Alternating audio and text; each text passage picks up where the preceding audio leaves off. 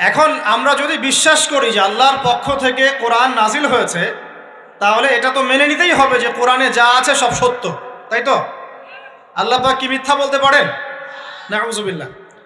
এখন কোরআন এবং হাদিসের অনেক বিষয় আমরা প্রমাণ করতে সক্ষম হই আমাদের ক্ষুদ্র জ্ঞানে। আবার এমন অনেক বিষয় আছে যেগুলো আমরা আমাদের ক্ষুদ্র জ্ঞানে প্রমাণ করতে পারি না। যেমন ফেরেশতার অস্তিত্ব কি আমরা প্রমাণ করতে পেরেছি? আপনি কি ল্যাবে প্রমাণ করতে পারবেন? জিন জাতির অস্তিত্ব আমরা কি চোখে দেখে প্রমাণ করতে পারবো? কবরে আযাব দেওয়া হয়, আপনি কি এটা দেখে প্রমাণ করতে পারবেন? রূহ বা আত্মা বলে কিছু আছে আমাদের দেহের মধ্যে, এটা কি আপনি প্রমাণ করতে পেরেছেন? অনেক সময় মুমিন ব্যক্তি স্বপ্ন দেখে এবং স্বপ্নগুলো সত্য হয়, হয় কি না? এবং হাদিসে এসেছে শেষ জামানায় মুমিন ব্যক্তির স্বপ্ন কিন্তু সত্য হবে বেশি বেশি। তো এখন এই যে এমন কিছু বিষয় যেগুলো আমরা বাহ্যিক জ্ঞান দিয়ে প্রমাণ করতে পারছি না, কিন্তু আল্লাহ রাব্বুল আলামিন বলেছেন এগুলো সত্য, আমরা চোখ বন্ধ করে বিশ্বাস করি কি না? বিশ্বাস করেন কি না? জান্নাত দেখেছেন?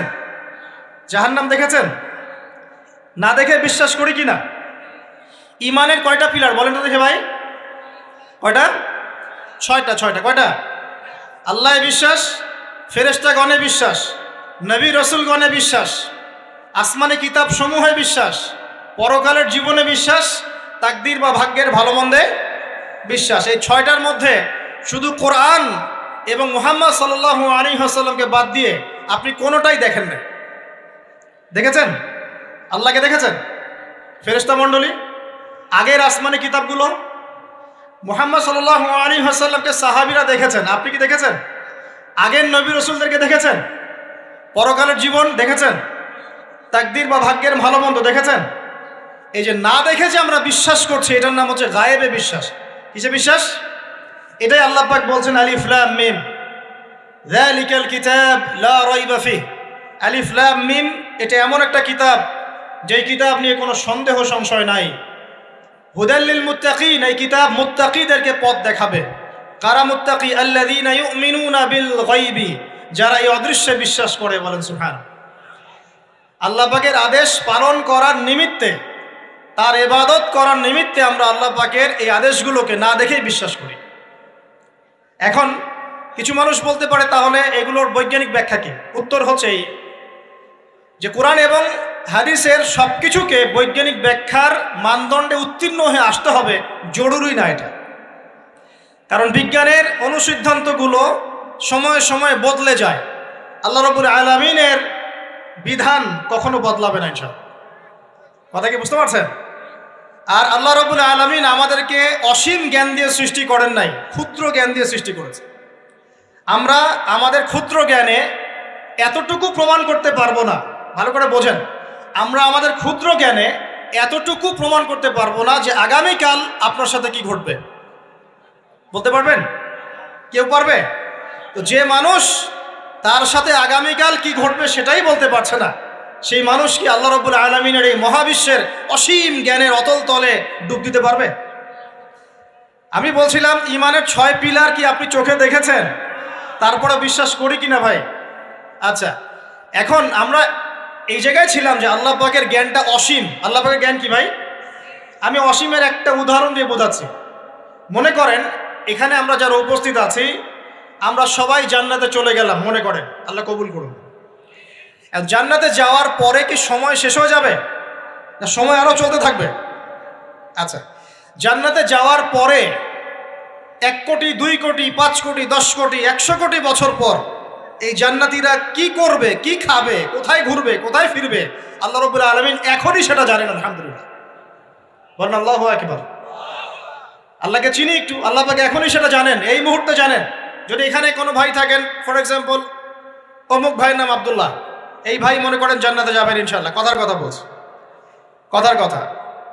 এখন তিনি জান্নাতে যাওয়ার 100 কোটি বছর পরে কোন হুরের সাথে কোথায় ঘুরে বেড়াবেন আল্লাহ পাক এখনই তা জানেন। আল্লাহ পাককে চিনতে শিখুন।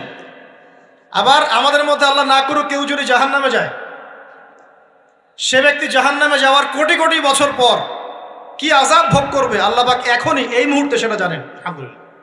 এবং আগেও জানতেন। আল্লাহ পাকের কোনো শুরু নাই, আল্লাহ পাকের কোনো শেষ নাই। আল্লাহ পাকের কোনো শুরু নাই, আল্লাহ পাকের কোনো শেষ নাই। এমন নয় যে আল্লাহ পাক আমাদেরকে সৃষ্টি করে সৃষ্টিকর্তা হয়েছেন, রিজিক দাতা হয়েছেন, পালনকর্তা হয়েছেন, এমন নয়। সৃষ্টি করার আগে থেকেই আল্লাহ পাক সৃষ্টিকর্তা, পালনকর্তা, রিজিক দাতা সবকিছুই ছিলেন। বলেন আল্লাহু আকবার। আল্লাহ পাক একজন, তার কোনো শরীক নাই। আল্লাহ রাব্বুল আলামিনের জ্ঞান অসীম।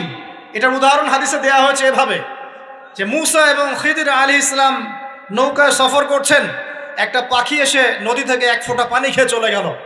তখন খিদির আলাইহিস সালাম বলছেন, হে মুসা, এই পাখিটা নদী থেকে যতটুকু পানি পান করতে পেরেছে, এই পানিটুকু হচ্ছে পুরো পৃথিবীর সমস্ত মাখলুকের জ্ঞান। আর এই পুরো নদীতে যত পানি আছে, এই সাগরে যত পানি আছে, এগুলো হলো আল্লাহ রাব্বুল আলামিনের জ্ঞান। আমি কি বুঝাতে পারছি ভাই? এখন সেই আল্লাহ রাব্বুল আলামিন যখন কোনো বিষয়কে সত্য বলবেন, সেটা সত্য কিনা? আল্লাহ পাক এখন বলছেন, আমি জিন আর মানব জাতিকে শুধু আমার ইবাদত করার জন্য সৃষ্টি করেছি, তার মানে জিন সত্য কিনা?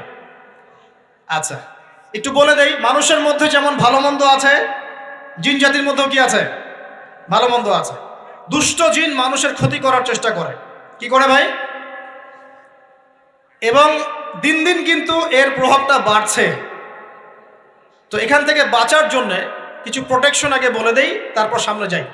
প্রত্যেক দিন সকালে এবং সন্ধ্যায় 3 বার করে সূরা ইখলাস পড়বেন। কুল হুয়াল্লাহু আহাদ, আল্লাহুস সামাদ, লাম ইয়ালিদ ওয়া লাম ইউলাদ ওয়া লাম ইয়াকুল লাহু কুফুয়ান আহাদ। সকালে সন্ধ্যায় কয়বার?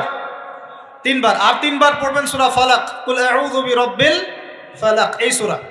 আর 3 বার পড়বেন সূরা নাস, কুল আউযু বিরাব্বিন নাস। এটা প্রত্যেক ফরজ নামাজের পর একবার করে পড়বেন আয়াতুল কুরসি। আয়াতুল কুরসি কোন সূরা আছে?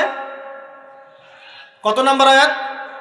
মাশাআল্লাহ, 255। আল্লাহু লা ইলাহা ইল্লা হুয়াল হাইয়ুল কাইয়্যুম, এখান থেকে শেষ পর্যন্ত। আর কি করবেন? রাতের বেলা ঘুমানোর সময় পড়বেন সূরাতুল বাকারা, এর শেষের 2টা বা 3টা আয়াত। লিল্লাহি মা ফিস সামাওয়াতি ওয়া মা ফিল আরদ, এখান থেকে ফানসুরনা আলাল কওমিল কাফিরিন পর্যন্ত। নবী সাল্লাল্লাহু আলাইহি ওয়াসাল্লাম বলেছেন, রাতের বেলা কেউ যদি সূরা বাকারার শেষের এই 2টা 3টা আয়াত পড়ে ঘুমায়, সারা রাত আপনি যদি ইবাদতে থাকতেন যে নেকি পেতেন, এটা পড়ে ঘুমানোর ফলে সেই নেকি পাবেন ইনশাআল্লাহ। এখন বলেন দেখি, কতজনের সূরা বাকারার শেষের 3টা আয়াত মুখস্থ আছে? মাশাআল্লাহ। তো এখন বলেন আমাকে, আল কোরআনের আলো ঘরে ঘরে কি জ্বলবে? বলেন। শোনেন, আমার কথা রাগ করেন না। আমরা তো সবাই চাই যে আল্লাহর কোরআন আল্লাহর জমিনে প্রতিষ্ঠা লাভ করুক, চাই কি না? তাহলে সবার আগে নিজের মধ্যে কোরআন কায়েম করতে হবে। কোথায়?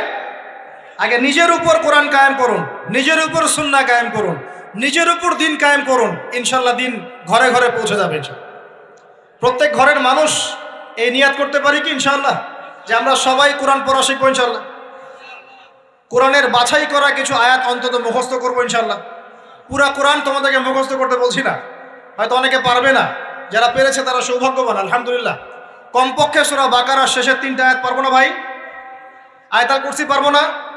সূরা ফালাক, সূরা নাস, সূরা ইখলাস, সূরা কাফিরুন, সূরা হাশরের শেষের 3টা আয়াত, সূরা কাহাফ এর প্রথম 10 শেষ 10 আয়াত, সূরা কাহাফ প্রথম 10 শেষ 10 আয়াত, সূরা সফফাত এর প্রথম 10 আয়াত, সূরা আর রহমান, সূরা ইয়াসিন, সূরা মুলক।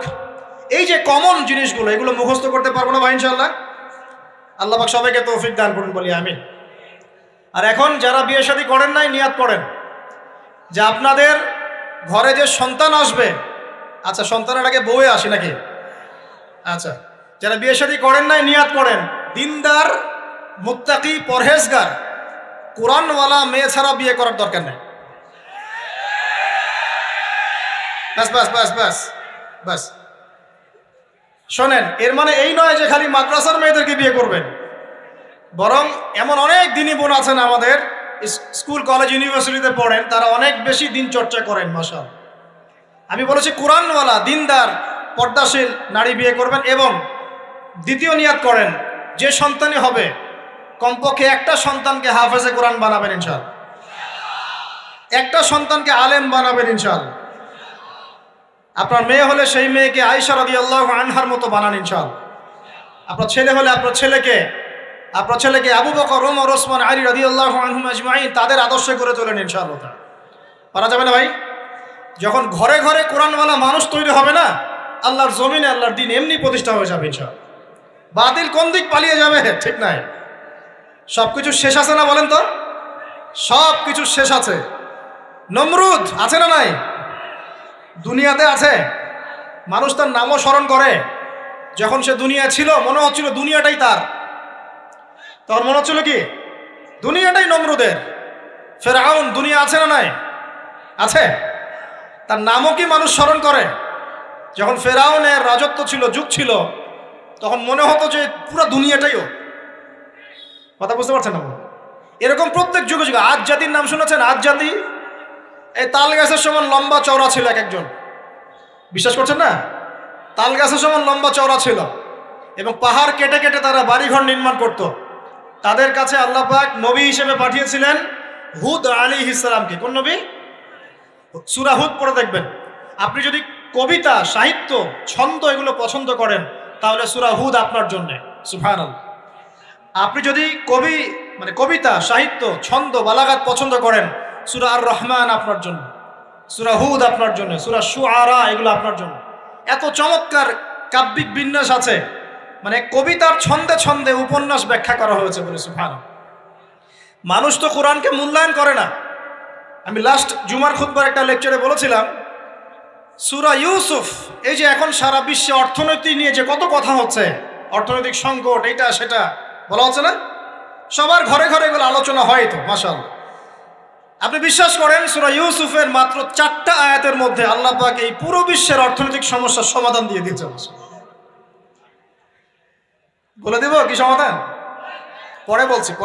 আগে আপনাদের এই পয়েন্টটা শেষ করি। ঘরে ঘরে কোরআনওয়ালা মানুষ তৈরি হবে তো ইনশাআল্লাহ। আল্লাহ কবুল করুন, বলি আমিন। কোরআনের এই বিশেষ সূরাগুলো মুখস্থ করতে পারবো তো ইনশাআল্লাহ ভাই?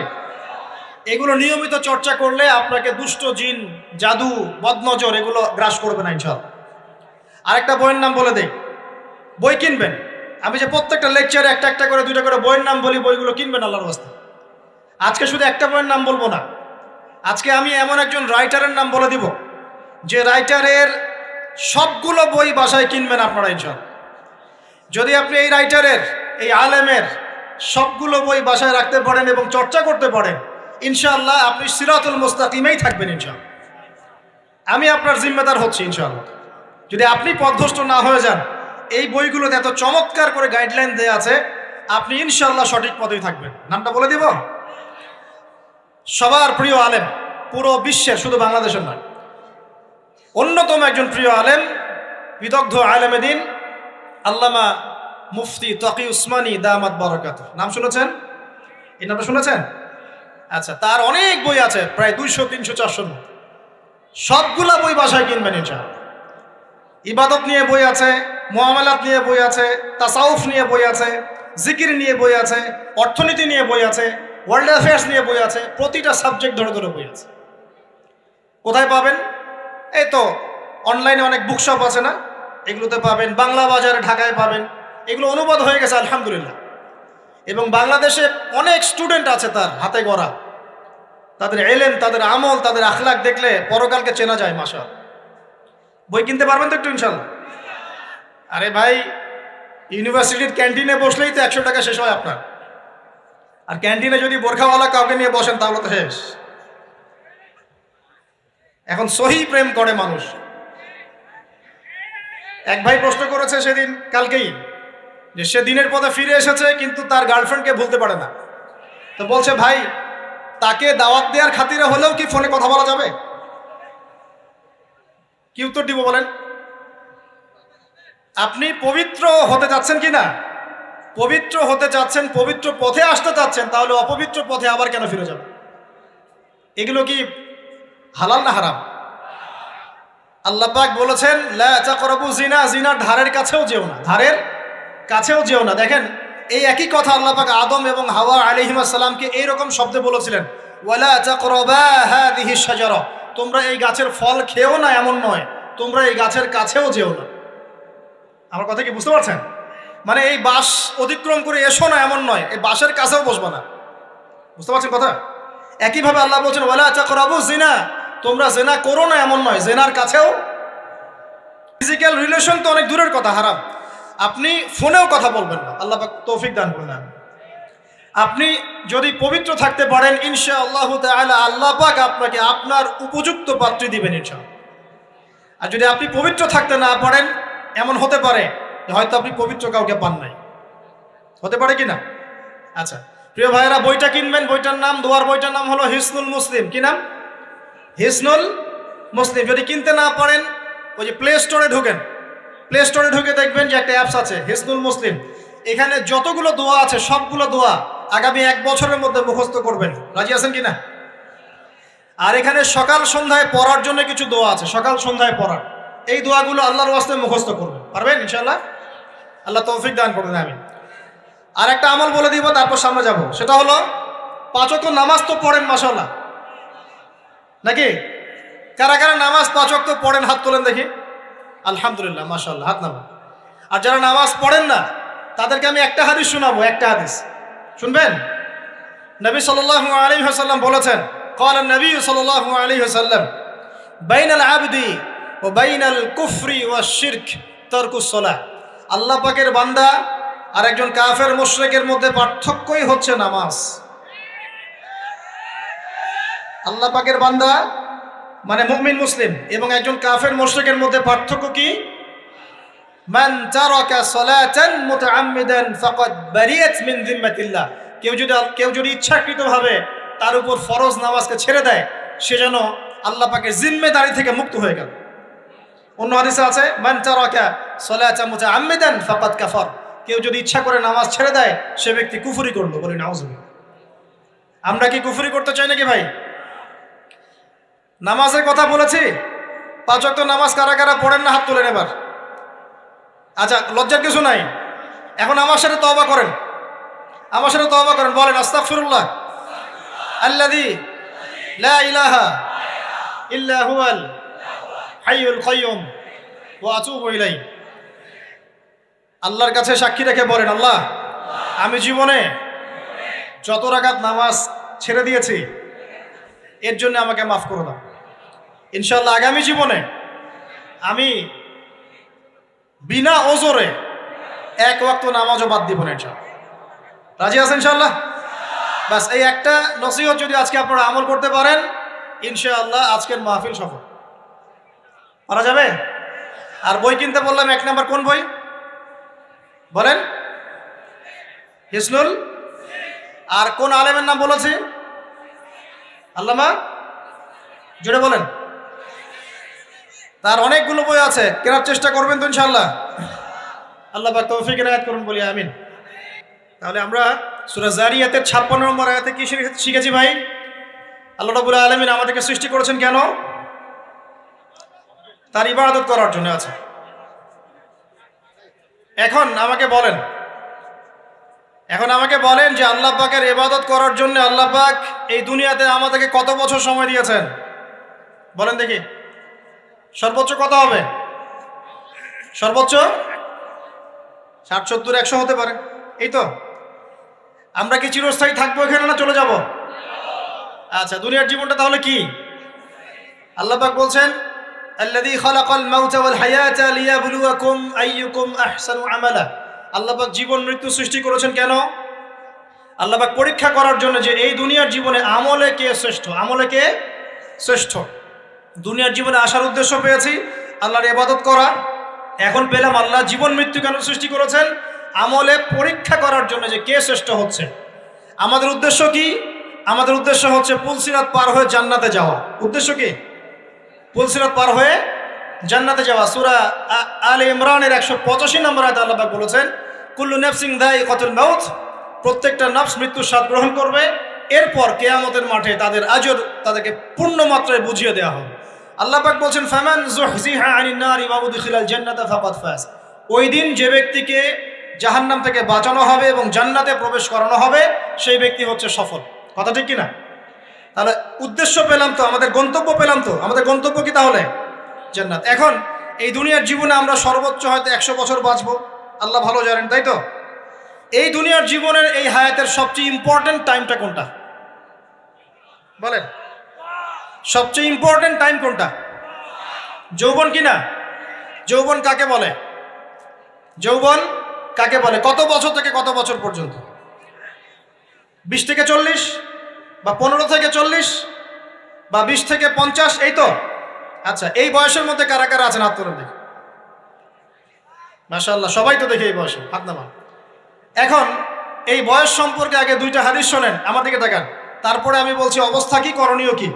আমি বলেছি যুবকদেরকে কিছু নসিহত করবো আজকে, নিয়াত করেছি, ঠিক আছে ভাই? আচ্ছা, যুবকদের সম্পর্কে প্রথম হাদিস, রাসূল সাল্লাল্লাহু আলাইহি ওয়াসাল্লাম বলেছেন, কিয়ামতের মাঠে মানুষ যখন উঠবে, আমরা উঠবো কি না? আচ্ছা, নাকি উঠবো না? যারা আগুনে পুড়ে গেছে তারা উঠবে কি না? যারা পানিতে ডুবে গেছে, যাদের লাশও খুঁজে পাওয়া যায় নাই, উঠবে কি না? উঠবে। আচ্ছা, যখন মানুষ উঠবে তখন তাকে 5টা প্রশ্ন করা হবে। কয়টা ভাই? এই 5টা প্রশ্নের আগে সে তার পা সামনেও ফেলতে পারবে না, পিছনেও ফেলতে পারবে না। আমরা কি একটু চিন্তা করতে পারছি কত ভয়ঙ্কর হবে বিষয়টা? এই সামান্য গরমে আমাদের অবস্থা খারাপ, সূর্য সেদিন সামনে নিচে, আর মানুষ উঠে দাঁড়িয়ে আছে, তাদেরকে 5টা প্রশ্ন করা হবে। যতক্ষণ পর্যন্ত প্রশ্নের উত্তর দিতে পারছে না, সামনেও যেতে পারবে না, পিছনেও আসতে পারবে না, পা নড়াতে পারবে না। 1, তোমার পুরো জীবনটা তুমি কোন কাজে ব্যয় করেছো?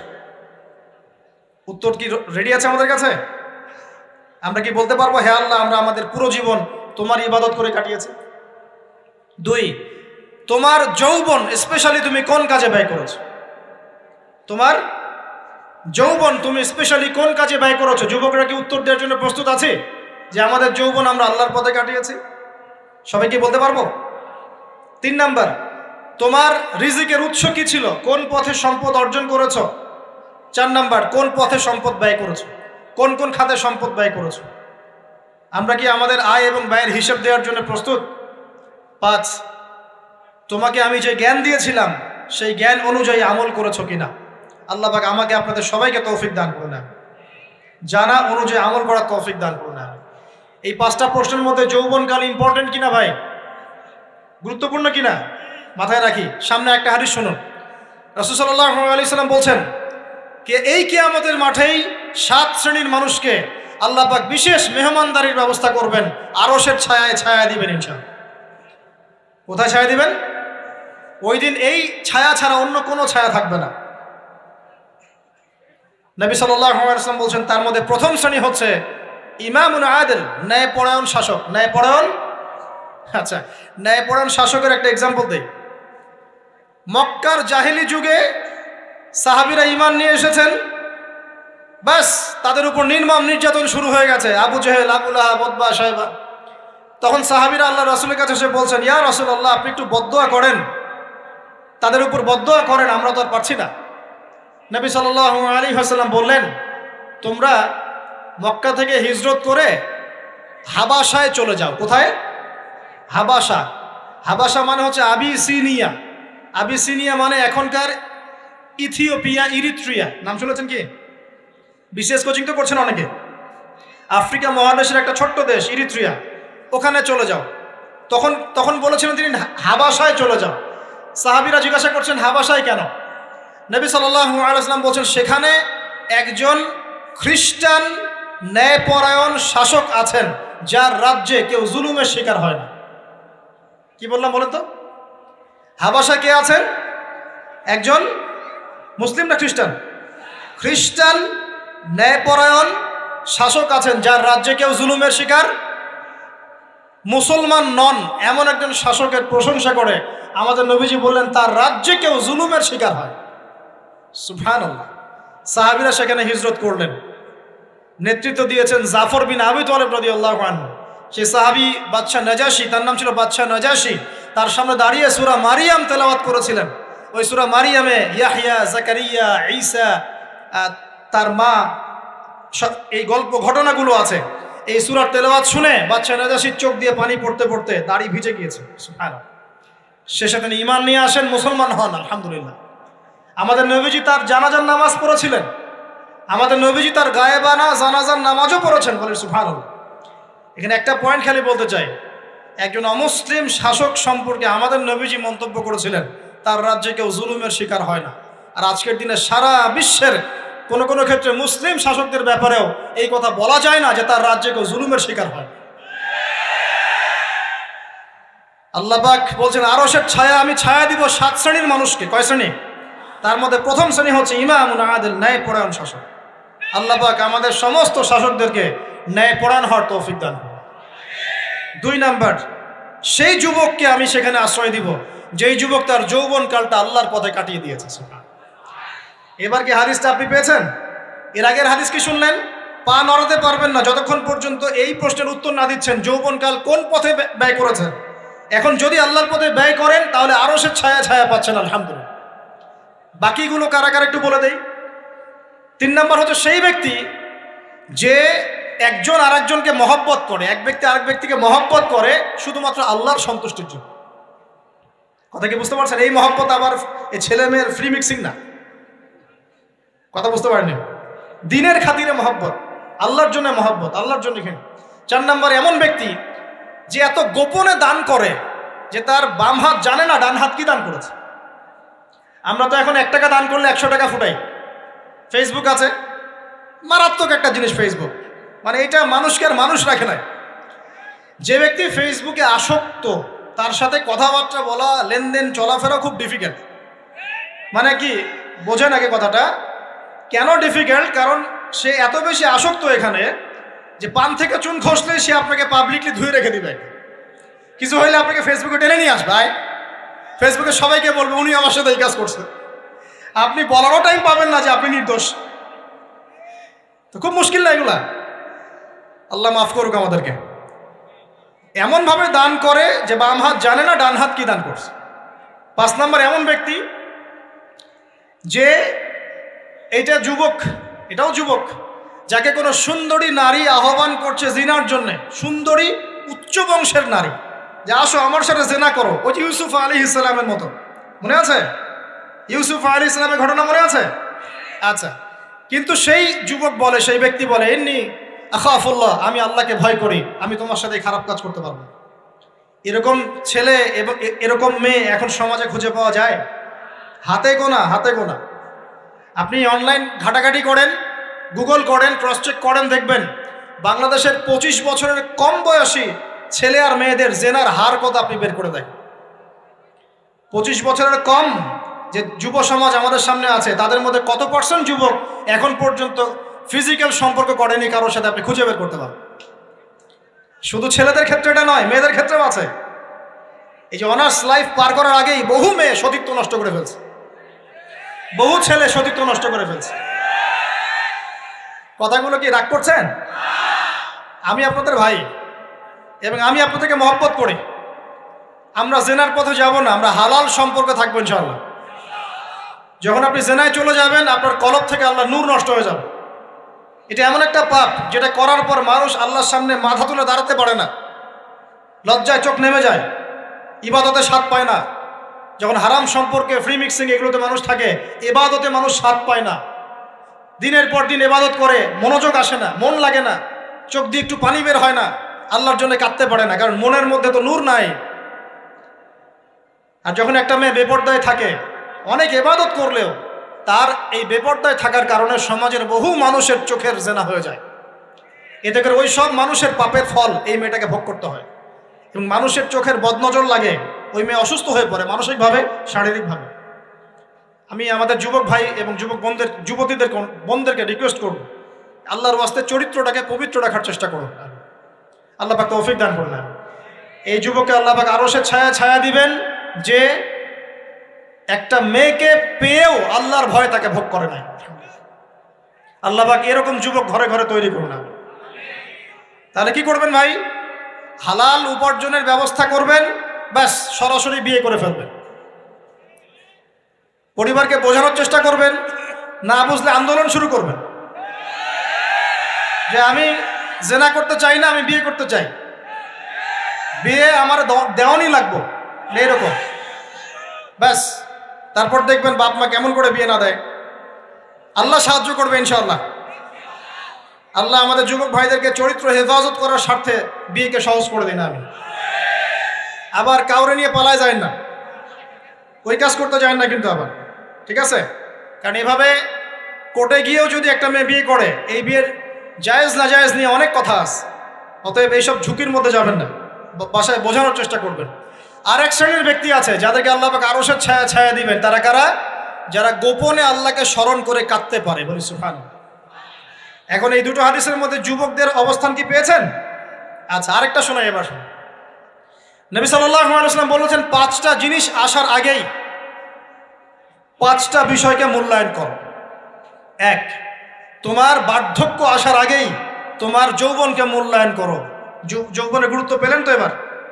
তোমার মৌত আসার আগেই তোমার জীবনকে মূল্যায়ন করো। অসচ্ছলতা আসার আগেই সচ্ছলতাকে মূল্যায়ন করো। অসুস্থতা আসার আগেই সুস্থতাকে মূল্যায়ন করো। এবং এই যে কথাটা বললাম যে তোমার বার্ধক্য আসার আগেই যৌবনকালটাকে মূল্যায়ন করো। এই হাদিসগুলোর মধ্যে আমরা সংক্ষিপ্ত পরিসরে যৌবনকালের গুরুত্ব পাচ্ছি কিনা ভাই? এখন এই যৌবনকালটা আমাদের কাটানো উচিত আল্লাহ পাকের ইবাদতের মধ্য দিয়ে। এই যৌবনকালটা আমাদের কাটানো উচিত কয়েকটা বিষয়ের মধ্য দিয়ে। তার মধ্যে আমি 10টা পয়েন্ট আপনাকে বলবো। কয়টা ভাই? 10টা। 1, এই যৌবনকালে সবার আগে আমাদের কর্তব্য হচ্ছে দ্বীনের ইলম অর্জন করা। কি করা ভাই? দ্বীনের ইলম অর্জন বলতে আমি কি বোঝাচ্ছি? দ্বীনি ইলম অর্জন বলতে আপনাকে আমি বোঝাচ্ছি যে কমপক্ষে কোরআনটুকু তেলাওয়াত করতে শিখুন, হাদিসগুলো পড়তে শিখুন, ইসলামী বইপত্র পড়াশোনা করুন, পাশাপাশি জেনারেল সাবজেক্টগুলোও পড়াশোনা করুন। এদিকে আপনি এগিয়ে যান, এদিকেও এগিয়ে যান, দুই দিকে আগাতে থাকেন। এর পাশাপাশি বরেণ্য ওলামায়ে কেরামদের সোহবতে থাকার চেষ্টা করেন। যারা রিনাউন্ড এবং বরেণ্য ওলামায়ে কেরাম, তাদের সোহবতে থাকার চেষ্টা করেন। ইলম অর্জনের অনেক ধাপ আছে। শুরু করেন কোরআন তেলাওয়াত দিয়ে, তারপরে আস্তে আস্তে হাদিসে যান, কোরআনের তাফসিরে যান, ইতিহাস পড়েন, ইসলামের ইতিহাস পড়েন, ইসলামিক অর্থনীতি পড়েন, রাসূলের জীবনী সিরাত পড়ে দেখেন, ইসলামিক ফিখের বইগুলো পড়ে দেখেন। আস্তে আস্তে গ্র্যাজুয়ালি আপনি সামনে যাবেন। এই সিলেবাসটা আপনি কোত্থেকে পাবেন?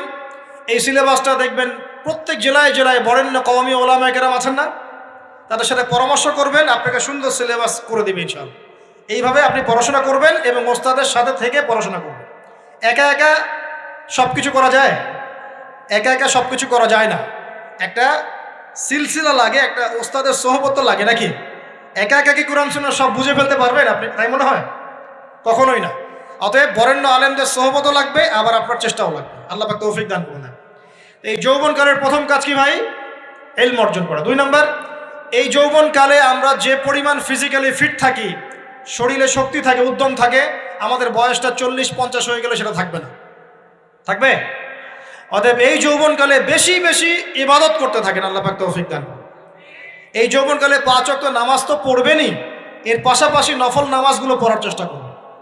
এর পাশাপাশি আপনি চেষ্টা করবেন তাহাজ্জুদের ওয়াক্তে একটু নামাজ পড়ার জন্য, কমপক্ষে 2 রাকাত, কমপক্ষে 2 রাকাত, অ্যাটলিস্ট 2 রাকাত নামাজ তাহাজ্জুদের সময় পড়ার চেষ্টা করি। আল্লাহ আমাকে তৌফিক দেখ, আপনাদের সবাইকে তৌফিক দান করুন। ওই সময় আপনি যে দোয়াই করবেন আল্লাহর কাছে কবুল হবে ইনশাআল্লাহ। যে দোয়াই করবেন আল্লাহ কবুল করবেন ইনশাআল্লাহ। যদি আপনার রিজিকটা কি হয়? হালাল হয়। হারাম রিজিক দিয়ে ইবাদত কবুল হয়? হারাম রিজিকের দোয়া কবুল হয়? কবুল হয় না। 3 নাম্বার, এই যৌবনকালে আমরা রাসূলের সুন্নতের উপর বেশি আমল করবো ইনশাআল্লাহ। করা যাবে ইনশাআল্লাহ? তাহলে নিয়াত করতে পারি যে ইনশাআল্লাহ চেহারাগুলো পরিবর্তন হবে। চেহারা পরিবর্তন মানে কি? হ্যাঁ, রাখা যাবে না? এখনো গজায় নাই। প্রত্যেক সপ্তাহে আপনাকে নবীর সুন্নতের উপর এরকম করে কুরবানি এবং জবাই করতে কে বলেছে? নবী সাল্লাল্লাহু আলাইহি ওয়াসাল্লামের সুন্নতকে জবাই করাটা কি ভালো কাজ? হ্যাঁ বলেন তো। আমরা তো এমন অনেক নাপিত ভাইদেরকে চিনি যারা এই ধরনের বক্তব্যগুলো শুনে আলহামদুলিল্লাহ জীবন পরিবর্তন করেছেন। তার দোকানে লিখে দিয়েছেন এখানে চুল কাটা হয়, দাড়ি শেভ করা হয় না। খুশি হন নাই? মুসলিমদের কথা বলছি, অমুসলিমদেরকে নিয়ে আমাদের চিন্তা নাই তো? চিন্তা আছে। একটা কথা মনে রাখবেন, একটু কথাটা মনের কান দিয়ে শোনেন। দাড়ি হচ্ছে একমাত্র ভিজিবল সুন্নত। দাড়ি হচ্ছে একমাত্র ভিজিবল সুন্নত। ভিজিবল মানে কি? যা দেখা যায়। দাড়ি একমাত্র ভিজিবল সুন্নত, দৃশ্যমান সুন্নত, যেটা নিয়ে আপনি আমি কবরে যাবো ইনশাআল্লাহ। আর কোনো সাইন দেখে বোঝার বুদ্ধি নাই এই ব্যক্তি কত বড় মুসলিম, কত বড় সুন্নতের পাবন ছিল। খালি কপালের সেজদার দাগ আর চেহারার দাড়ি বাকি থাকবে। কথা বুঝতে পারছেন ভাই? নিয়াত করা যায় একটু দাড়ি ছেড়ে দিব, নাকি দাড়ি রাখলে চাকরি পাবেন না? দাড়ি রাখলে মেয়ে দিবে না নাকি? তো যে মেয়ে দাড়ি রাখলে বিয়ে করতে চায় না তাকে বিয়ে করারও দরকার নাই। আর দাড়ি রাখলে যে চাকরি আপনাকে ছাড়তে হয় ওই চাকরিও করার দরকার নেই। চাকরির মধ্যে সব রিজিক আপনার মনে হয়? রিজিকের সবচেয়ে বড় অংশ আছে কিসের মধ্যে? বিজনেসের মধ্যে। যারা বিজনেস করে তাদের আন্ডারেই লক্ষ লক্ষ মানুষ চাকরি করে। বাংলাদেশে যে ইকোনমিক সিস্টেম, এই ইকোনমিক সিস্টেমের মূলে কারা জানেন? ব্যবসায়ীরা। কারা? বড় বড় ব্যবসায়ীরা।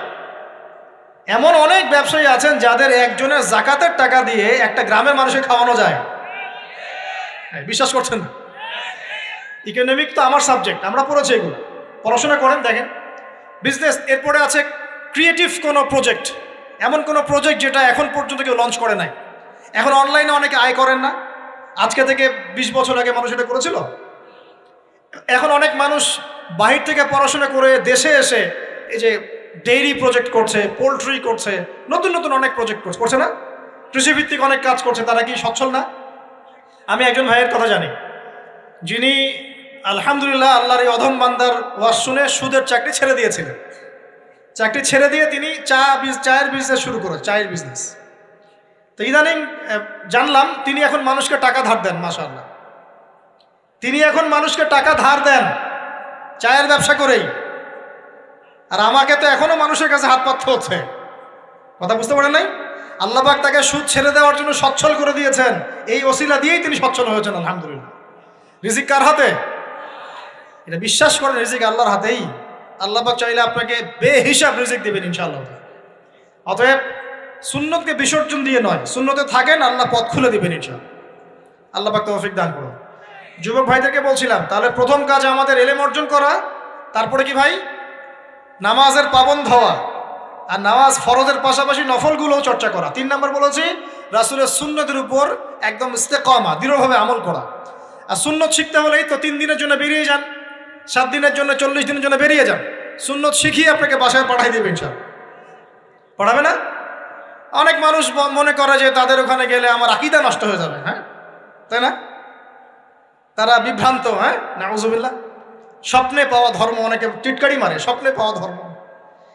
এইসব ব্যঙ্গের ছাতার মতো আদর্শের দিকে মুখ ফিরাবেন না। মাকবুল জামা, যেগুলো মাকবুল জামা, ক্লাসিক্যাল ইসলামের মধ্যে থাকেন, আপনি বিভ্রান্ত হবেন না। তারা আপনাকে কখনো খারাপ কাজে আদেশ করেছে? কত চোর ডাকাত মদখোর মানুষ সেখানে গিয়ে 5 ওয়াক্ত নামাজি হয়ে গেছে, সুদের ব্যবসা ছেড়ে দিয়েছে, মাদক ছেড়ে দিয়েছে, আল্লাহর ওলি হয়ে গেছে আলহামদুলিল্লাহ। তো আপনাকে তারা সুন্নত শিখিয়ে বাসায় পাঠিয়ে দিবে। এছাড়া আপনি অন্যভাবে শিখতে চলে শিখবেন, সমস্যা কি? যদি মাদ্রাসায় পড়ার তৌফিক থাকে তাহলে পড়বেন। সবাই কি মাদ্রাসায় পড়ার তৌফিক পাবে? পাবে না। নিঃসন্দেহে কিছু মানুষ তৌফিক পাবে, কিছু মানুষ হয়তো পাবে না। যারা পাবে না তারা দিন শিখবে কিভাবে? এভাবেই তো শিখবে। সুন্নতের উপর আমল করতে হবে, এটা সবচেয়ে বড় কথা। আল্লাহ পাক আমাদের সবাইকে সুন্নাহর উপর আমল করে তৌফিক দান করুন। 4 নম্বর ভাই, যৌবনকালে আমরা আমাদের সময়গুলোকে মূল্যায়ন করবো ইনশাআল্লাহ। কথা বুঝতে পারছি ভাই? সময় মূল্যায়ন কেমন? আপনার দিন রাতের একটা রুটিন থাকবে, এলোমেলো লাইফ লিড করবেন না। এই যে আমরা, আল্লাহ মাফ করুক, আমরা এখন 3টায় 2টায় 4টায় ঘুমাই, 12টা 1টা 2টায় উঠি, নাউজুবিল্লাহ। এতে করে কি আমাদের রুটিন লাইফটা ঠিক আছে? আমাদের খাওয়ার ঠিক নাই, আমাদের ঘুমের ঠিক নাই, আমাদের মানে খাবারের যে অভ্যাস, খাদ্যাভ্যাসও ঠিক নাই। আমরা একটু খেলাধুলা আগে করতাম, সেটাও এখন করি না। সারাদিন ফোন নিয়ে বসে থাকি, আর এই যে ইউটিউব ফেসবুকে বসে থাকি। গোল হয়ে বসে লুডো খেলে। গোল হয়ে কি করে? লুডো খেলে, অনলাইনে গেমস খেলে, অনলাইনে পাবজি খেলে, ফ্রি ফায়ার খেলে। আগে তো তাও ছেলে পেলে একটু ফুটবল খেলতো, ক্রিকেট খেলতো, আমরাও তো খেলেছি। ওই সময় তাও আলহামদুলিল্লাহ আমাদের ফিজিক্যাল ফিটনেস অনেক ভালো ছিল। এখন ওগুলো বাদ দিয়ে যে মানুষ পর্নোগ্রাফি দেখছে, লুডো খেলছে, পাবজি খেলছে, ফ্রি ফায়ার খেলছে, সারাদিন অনলাইনে বসে অথর্বর মধ্যে বসে আছে, এটা কি ভালো হচ্ছে? এজন্য অ্যাটলিস্ট ফজরের নামাজ পড়ে জিকির আজগার করে পড়াশোনা করে আধা ঘন্টা 1 ঘন্টা একটু খেলাধুলা করলে কি সমস্যা? একটু ফুটবল খেলেন, দৌড়াদৌড়ি করেন, জগিং করেন, একটু ব্যায়াম করেন। আল্লাহ পাক আপনাদের যৌবনে বরকত দান করুন, আমিন। এই কাজগুলো করতে হবে কিনা? ভালো না খারাপ? করেন। আর নিয়মতান্ত্রিক লাইফ লিড করবো আমরা। নিয়মতান্ত্রিক, আমার জীবনে একটা রুটিন থাকবে, এই রুটিনের বাইরে যাব না। পড়াশোনার রুটিন থাকবে, খেলার বা এক্সারসাইজ রুটিন থাকবে, খাওয়া দাওয়ার রুটিন থাকবে, দাওয়ার রুটিন থাকবে, আমি আলেমুল আমাদের কাছে যাব, এই রুটিন থাকবে। একটা রুটিন লাইফ লিড করবেন, এলোমেলো জীবনযাপন করবেন না। আল্লাহ পাক আমাকে তৌফিক দান করুন, আপনাদের সবাইকে তৌফিক দান করুন। কয়টা বলেছি ভাই? বলেন। 6 নাম্বার, যৌবনকালে সবচেয়ে বেশি বেঁচে থাকবো নারীর ফিতনা থেকে। কি থেকে ভাই? যৌবনকালে সবচেয়ে বেশি বেঁচে থাকবো কি থেকে? একটা হাদিস বলি, নবী সাল্লাল্লাহু আলাইহি ওয়াসাল্লাম বলেছেন, মা তারাকতু বা'দি ফিতনাতান আদাররু আলা রিজালি মিনান নিসা। আমি আমার পরে, নবীজি বলছেন, আমি আমার পরে পুরুষদের জন্য নারীদের চেয়ে ভয়ঙ্কর কোনো ফিতনা রেখে যাই নাই। কেমন ফিতনা? আপনি একটু অনেস্টলি বলেন তো দেখি, যে আমরা যারা পর্নোগ্রাফিতে টুকটাক আসক্ত বা এ ধরনের অনলাইনে বা অফলাইনে এই ধরনের হারাম সম্পর্কের সাথে আছি, মন থেকে কি আপনি ফিল করেন যে আল্লাহ আপনার সাথে আছেন? বলেন তো দেখি, অনেস্টলি বলেন। আপনি যখন নামাজ পড়ে বাসায় ফিরে যান, ফিরে যেতে যেতে যদি আপনার চোখে খারাপ কিছু পড়ে, আপনার মনের নূরটা নষ্ট হয়, আপনি বুঝতে পারেন না? বুঝতে পারেন না? যখন আপনি এরকম হারাম কোনো সম্পর্কে আছেন, নাউজুবিল্লাহ, আপনার মনটা যে শক্ত হয়ে গেছে, আপনি বুঝতে পারেন না? আল্লাহর ওয়াস্তে নারী জাতির ফিতনা থেকে সর্বোচ্চ দূরত্ব অবলম্বন করবেন। আল্লাহ পাক তৌফিক দান করুন।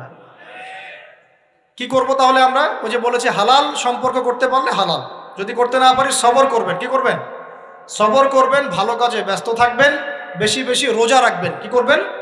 বেশি বেশি রোজা রাখবেন। সোমবারে রোজা রাখবেন, বৃহস্পতিবারে রোজা রাখবেন। এভাবে আপনি আপনার জীবনটা গুছিয়ে নেন, আল্লাহ পাক প্রবৃত্তিকে নিয়ন্ত্রণ করার ক্ষমতা দিবেন ইনশাআল্লাহ। এরপরেও যদি ভুল হয়ে যায়, হতে পারে এই যুগটা ফিতনার যুগ, চরম ফিতনার যুগ। যদি কোনো ভুল হয়ে যায়, খবরদার আপনি হতাশ হবেন না। ভুল হয়ে গেলে কখনো হতাশ হবেন না। হতাশা শয়তানের পক্ষ থেকে আসে, কখনো হতাশ হবেন না। দেন ওযু করে জায়নামাজে দাঁড়িয়ে 2 রাকাত নামাজ পড়ে আল্লাহকে বলবেন, আল্লাহ আমার ভুল হয়ে গেছে, আমাকে মাফ করে দাও। পারা যাবে ইনশাআল্লাহ। জীবনে কখনো হতাশ হবেন না। জীবনে যাই হয়ে যাক না কেন, কখনো হতাশ হবেন না। মনে রাখবেন, আল্লাহ আপনার রব, আল্লাহ আপনার সাথে আছেন ইনশাআল্লাহ। অতএব নারীর ফিতনা থেকে নিজেকে বাঁচিয়ে রাখার চেষ্টা করুন, আল্লাহ পাক তৌফিক এনায়েত করুন। 7 নাম্বারটা হচ্ছে, এই সমাজ আপনাকে যেভাবে শেখায়, কিভাবে শেখায়? এই যে স্কুল, কলেজ, ইউনিভার্সিটি, চাকরি, বিয়ে, সন্তান প্রতিপালন, আর তারপর ইন্না লিল্লাহি ওয়া ইন্না ইলাইহি রাজিউন, এই তো শেখায় নাকি? সবসময় মনে রাখবেন যে আল্লাহ রাব্বুল আলামিনের পরিকল্পনাই আপনার উপরে সবচেয়ে বেশি অগ্রাধিকার যোগ্য, সমাজের পরিকল্পনা নয়।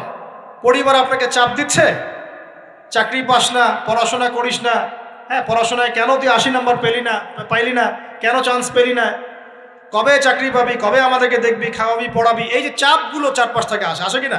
অনেক যুবক দেখা যায় মাদকাসক্ত হয়, অনেকে দেখা যায় আত্মহত্যা করছে ইদানিং, করছে কিনা ভাই? এই শব্দটা থেকে আমি এই পয়েন্টটা আজকে লিখেছিলাম যে ভুলেও আল্লাহর প্রতি বিশ্বাস এবং তাওয়াক্কুল হারাবেন না। সমাজ যেভাবে শেখায়, সমাজ চারপাশে যে চাপ আপনাকে দিচ্ছে, এই চাপে নিজে গা ভাসিয়ে দিবেন না। আপনি আল্লাহর কাছে দোয়া করবেন, আল্লাহর কাছে পথ চেয়ে নেবেন এবং আল্লাহর প্রতি তাওয়াক্কুল ভরসা করবেন। কখনো আত্মহত্যার পথ বেছে নেবেন। কি হয়েছে? 80 নাম্বার পান নাই তো কি হয়েছে? আপনি চেষ্টা করেছেন কিন্তু চান্স পান নাই তো কি হয়েছে? চেষ্টা তো করেছেন আপনি চেষ্টা করেছেন ইউনিভার্সিটিতে চান্সের জন্য, আপনি চান্স পাই নাই, চেষ্টা করেছেন না আপনি? বাস, চেষ্টা করেছেন, পাই নাই, তাকদিরে ছিল পাই নাই, বাস। আমি আমার চেষ্টা করেছি। কখনোই আত্মহত্যার পথ বেছে নেবেন না। আর আমরা পিতা মাতাদেরকে রিকোয়েস্ট করব, কোনো অবস্থাতেই সন্তানকে এত বেশি চাপ দিবেন না যে সন্তানটার এই কোমরটাই ভেঙে চলবে। এই সমস্যাগুলো দিন দিন বাড়ছে সমাজের মধ্যে। কেন এত চাপ দিচ্ছেন? তার প্রতিভা কোথায় খুঁজে বের করুন। তাকে জোর করে কেন টেনে লম্বা করার চেষ্টা করছেন? আমাদের সমাজে বাচ্চা হয়ে গেলেই তার পিঠে একটা সিল মেরে দেয়, হয় ডাক্তার না হলে ইঞ্জিনিয়ার। কেন? এর বাইরে কোনো প্রফেশন নাই? আমার সন্তানকে হয় ঢাকা বিশ্ববিদ্যালয়ে চান্স পেতে হবে, না হলে বুয়েটে, না হলে এখানে। এর বাইরে আর কোথাও পড়ারই জায়গা নাই। আর এখানে পড়লেই আমার সে ছেলে বা আমার মেয়ে একদম সবচেয়ে বড় জ্ঞানী হবে, অন্য কোনোভাবে হবে না, এটা গ্যারান্টি দেওয়া আছে? যারা সভ্যতা বিনির্মাণ করেছেন তারা কয়জন বড় বড় ডিগ্রি সার্টিফিকেট পেয়েছেন খুঁজে বের করে দেখেন, দেখেন খুঁজে বের করে। আমরা ফিলোসফির মধ্যে যে ফিলোসফারদের হিস্ট্রি পড়েছিলাম তাদের মধ্যে বেশিরভাগই দেখা যায় স্কুলেও যায় নাই, কলেজেও যায় নাই। আছে না এমন? আছে। আমি বলছি না আপনারা যাবেন না, আমি বলছি জ্ঞানের মানদণ্ড এটাই নয় যে আমার সার্টিফিকেট অর্জিত হয়েছে, সার্টিফিকেটটাই জ্ঞানের মানদণ্ড নয় তো। হ্যাঁ, প্রতিযোগিতার একটা জগৎ আছে, আমাকে সে জগৎ উতরাতে হবে। আপনি চেষ্টা করবেন, যদি না হয় তাকদিরে ছিল, হয় নাই, বাস হয় না। আমাকে আল্লাহ পাঠিয়েছেন তার ইবাদত করার জন্য, এখানে আত্মহত্যা করার জন্য আল্লাহ আমাকে পাঠান নাই। আমার জীবন যদি দিতেই হয় তাহলে আল্লাহর জন্য দিব ইনশাআল্লাহ। ঠিক আছে কথা? ব্যাস, দুনিয়ার জন্য নয়। আল্লাহ পাক বোঝার তৌফিক দান করুন। কটা বললাম? 7টা না 8টা? 7টা। 8 নাম্বার, 8 নাম্বারটা ইম্পর্টেন্ট এবং এটা আপনাদের জন্য মজাদার। সেটা হলো 8 নাম্বারটা বেশি ইম্পর্টেন্ট। এটা হচ্ছে দিনের পথে চলার ক্ষেত্রে আপনি অনেক রকম মতবাদ পাবেন সামনে। কেউ বলবে আমারটা সঠিক, কেউ বলবে না ওরটা নয়, আমারটা সঠিক, কেউ বলবে না আমার দলটা সঠিক, কেউ বলবে না ওর সংগঠন সঠিক। এগুলো আপনার কান ভারী করে ফেলবে একদম। তখন মনে হবে যে আগেই ভালো ছিলাম রে ভাই, নামাজ পড়তাম না, এখন নামাজ পড়া শুরু করে দেখলাম যে আরে হাতটা বাঁধবো কোথায় এটাই তো ফিক্স করতে পারতেছি না। এখন আমার কিছু তো অভিজ্ঞতা আছে ভাই, নাকি ভাই? ওর আলোকে একটা কথা বল, সেটা হলো সমাজে কিছু ইখতিলাফি মাসআলা আছে, এই মাসআলাগুলো কানেও ঢুকাবেন না। আপনি ইবাদতের মধ্য দিয়ে আল্লাহকে পাওয়ার চেষ্টা করুন। এবং চিরায়ত একটা ইসলাম আমরা ফলো করছি না, এই ইসলামের মধ্যে এমন কিছু নাই যেটা আপনাকে জাহান্নামে নিয়ে যাবে, এমন কিছু নাই। হ্যাঁ, প্রত্যেকটা ঘরানার মধ্যে কিছু বিভ্রান্ত মানুষ থাকতে পারে, এমন কিছু মানুষ এমন আমল করছে যে আমলটা হয়তো কোরআন এবং হাদিসে নাই। এটা তার সমস্যা, কোরআন সুন্নাহর সমস্যা নয়। কথা বুঝতে পারছেন? এটা তার সমস্যা, সে এটাকে সেই বেদাতটা করছে, সেই শিরকটা করছে। তার মানে এই নয় যে কোরআন হাদিস আমাকে শিরক শিখিয়েছে, বেদাত শিখিয়েছে। কোরআন এবং হাদিসে যেটা আছে এটা সুন্দর এবং এটা চিরায়ত একটা ক্লাসিক্যাল ইসলাম আমাদের কন্টিনেন্টে আছে, বাংলাদেশেও আছে। এখানে থাকলে আপনি বিভ্রান্ত হবেন না ইনশাআল্লাহ তাআলা। বরেণ্য ওলামায়ে কেরামদের কাছে গিয়ে অন্তত একজন হকপন্থী আলেমের সাথে পরামর্শ করে আপনি আমল করার চেষ্টা করুন। আর যে বিষয়গুলো নিয়ে ইখতিলাফ আছে এইগুলো নিয়ে সমাজে মতপার্থক্য সৃষ্টি করে সমাজটাকে বিভক্ত করতে যায় না। আল্লাহর ওয়াস্তে মসজিদ ভাগ করতে যায় না, সমাজকে ভাগ করতে যায় না। জাতিগত ঐক্যটা রক্ষা করেন, আল্লাহ পাক বোঝার তৌফিক দান। আর যদি মানুষের মধ্যে খারাপ কিছু দেখি, ওই খারাপ কিছু বিষয়টা আমি এড়িয়ে যাবো ইনশাআল্লাহ। আর কোনটা ভালো কোনটা খারাপ আমি বুঝবো কিভাবে? আমি 10 জন আলেমের সাথে পরামর্শ করবো, বাস। আমি এত বড় আলেম নই, তাহলে আমি 10 জন আলেমের সাথে পরামর্শ করব যে হুজুর এই বিষয়টা চলছে, এটা সম্পর্কে আসলে বিষয়টা কি। একটা ঘরানার দিকে কখনো আপনি সাম্প্রদায়িকভাবে বায়াস্ট হয়ে যাবেন না। আপনি আপনার চিন্তাটাকে লিবারেল রাখবেন, হকটা যেখানে পাবো সেটা নিব ইনশাআল্লাহ। এমন নয় যে উনি বলেছেন বলেই হক আর কারোটা নিব না, ওনারটাই নেব, এভাবে চিন্তা করবেন না। হক যেখানে আছে সেখানে যাবেন আপনি ইনশাআল্লাহ। আল্লাহ পাক আমাদেরকে বোঝার তৌফিক দান করুন। আর যে ইখতিলাফগুলো আছে এগুলো নিয়ে সমাজকে বিভক্ত করতে যায় না, মতানৈক্য নিয়েই ঐক্য হবে ইনশাআল্লাহ তাআলা। আল্লাহ পাক আমাদেরকে এই কথাটা বোঝার তৌফিক দান। আর শেষের দুটো হলো যৌবনকালে আমরা আমাদের পরবর্তী জীবনের প্রস্তুতি গ্রহণ করবো ইনশাআল্লাহ। কারণ বার্ধক্যের জীবনে আপনি কিন্তু এই কাজগুলো এখন করতে পারছেন, সেগুলো পরে পারবেন না। অতএব এই সময়ই আপনি আপনার রিজিকের একটা অংশ সঞ্চয় করার চেষ্টা করুন, কিছু সাস্টেইনেবল অ্যাসেট করার চেষ্টা করুন, যাতে পরবর্তী বয়সে গিয়ে আপনাকে দিনের দিকে কাজ করার জন্য দুনিয়ার ফিতনায় পড়তে না হয়। আল্লাহ পাক আপনাদেরকে হালাল রিজিকের ব্যবস্থা করে দিন, আমি দোয়া করি আল্লাহুম্মা আমিন। আর সবশেষ যেটা বলতে চাচ্ছিলাম, দেখুন যৌবনকালে আমরা যা করতে পারবো অন্য সময় পারি না, তাই এই যৌবনেই ইলম অর্জন করে আল্লাহ পাকের দিনের এই দাওয়াতের মেহনত আমরা শহরে শহরে, গ্রামে গঞ্জে, জেলায় উপজেলায়, প্রত্যন্ত অঞ্চলে সমস্ত জায়গায় পৌঁছে দেবো ইনশাআল্লাহ। যৌবনকালে আমরা বেশি বেশি দাওয়াতি কাজ করার চেষ্টা করবো, আল্লাহ পাক তৌফিক দান করুন। যতটুকু জানেন, আপনি এতটুকু জানেন না যে নামাজ পড়তে হয় 5 ওয়াক্ত, তাহলে নিজে পড়েন, মানুষকে নামাজের দাওয়াত দেন। আপনি এতটুকু জানেন না যে ভাই সুদ খাওয়া হারাম, জানেন কি না ভাই? ব্যাস আপনি মানুষকে বলেন যে ভাই হালাল খাই, সুদ না খাই। আপনি এতটুকু জানেন না যে জেনা করা হারাম, বাস আপনি আপনার বন্ধুকে দাওয়াত দেন, ভাই জেনার দিকে যাস না এবং হারাম অ্যাফেয়ার্সে যাস না। যতটুকু জানেন অতটুকু মানুষের কাছে পৌঁছে দেন। আল্লাহ পাক তৌফিক দান করুন। যুবক ভাইদেরকে আমি এই 10টা নসিহত করলাম আজকে। এই নসিহতগুলো একটু মেনে চলেন, যৌবনটা সুন্দর হবে ইনশাআল্লাহ। এছাড়া আর অনেক নসিহত আছে, এগুলো ওই যে বইগুলোর নাম বলে দিয়েছি, আল্লামা তাকি উসমানী হুজুরের যে বইগুলো, এগুলো পড়েন, ইনশাআল্লাহ দেখবেন আরো অনেক হেদায়েত আপনি পাবেন। মোটা দাগে কথা হচ্ছে ইলম অর্জন করতে হবে। রাজি আছে কিনা ভাই? রাজি আছে কিনা বলেন? ইলম অনুযায়ী আমল বাড়িয়ে দিব। রাজি আছে কিনা? হকপন্থী ওলামায়ে কেরামের সাথে পরামর্শ করে চলবো। রাজি আছে কিনা? আমরা যৌবনকালে হালাল রিজিক অন্বেষণের চেষ্টা করবো। রাজি আছে কিনা? যৌবনের সময়কে বিন্যাস করে চলবো, এলোমেলো জীবনযাপন করবো না। রাজি আছে কিনা? নারীদের ফিতনা থেকে বেঁচে থাকার চেষ্টা করব। রাজি আছে কিনা? আগামী দিনের জন্য, ইসলামকে এগিয়ে নেওয়ার জন্য দাওয়াতের মেহনত করব। রাজি আছে কিনা? আচ্ছা, এখন আসেন, এগুলো আমাদের করণীয় ছিল, আমাদের যুবকরা এখন করছে কি সেটা শুনুন। আমাদের যুবকরা এখন কিশোর গ্যাং করছে। কিশোর গ্যাং কি করছে?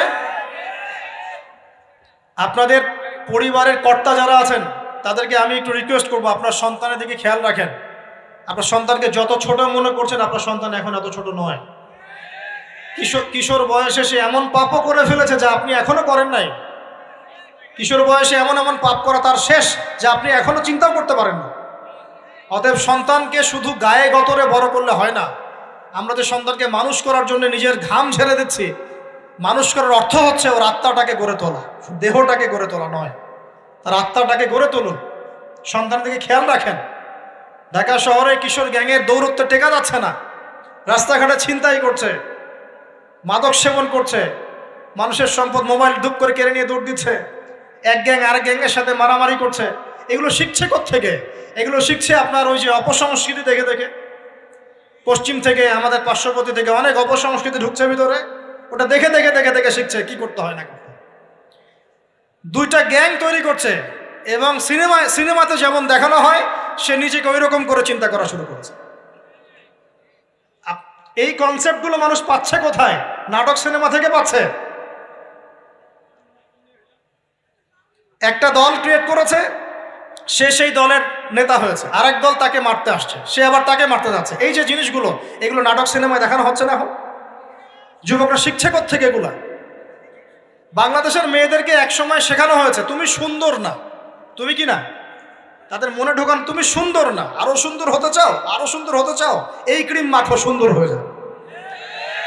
এই একটা কনসেপ্ট ঢুকিয়ে দিছে মাথায়, তুমি সুন্দর না, তোমাকে আরো সুন্দর হতে হবে।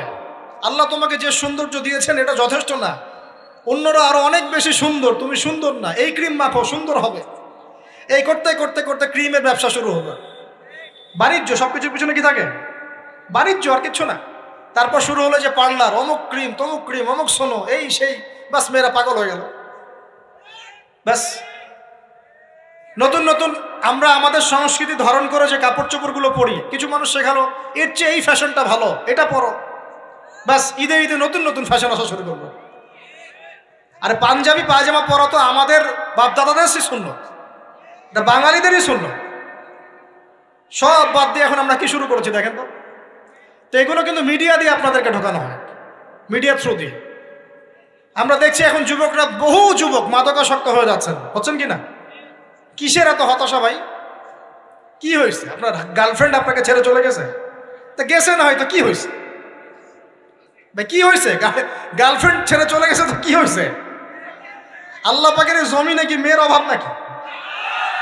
40 জন নারীর দায়িত্ব একটা ছেলেকে নিতে হবে সে জামানায়, মানে মা, বোন, ফুপু, খালা, স্ত্রী, এই সব মিলে 40 জন কাঁধে উঠে যাবে।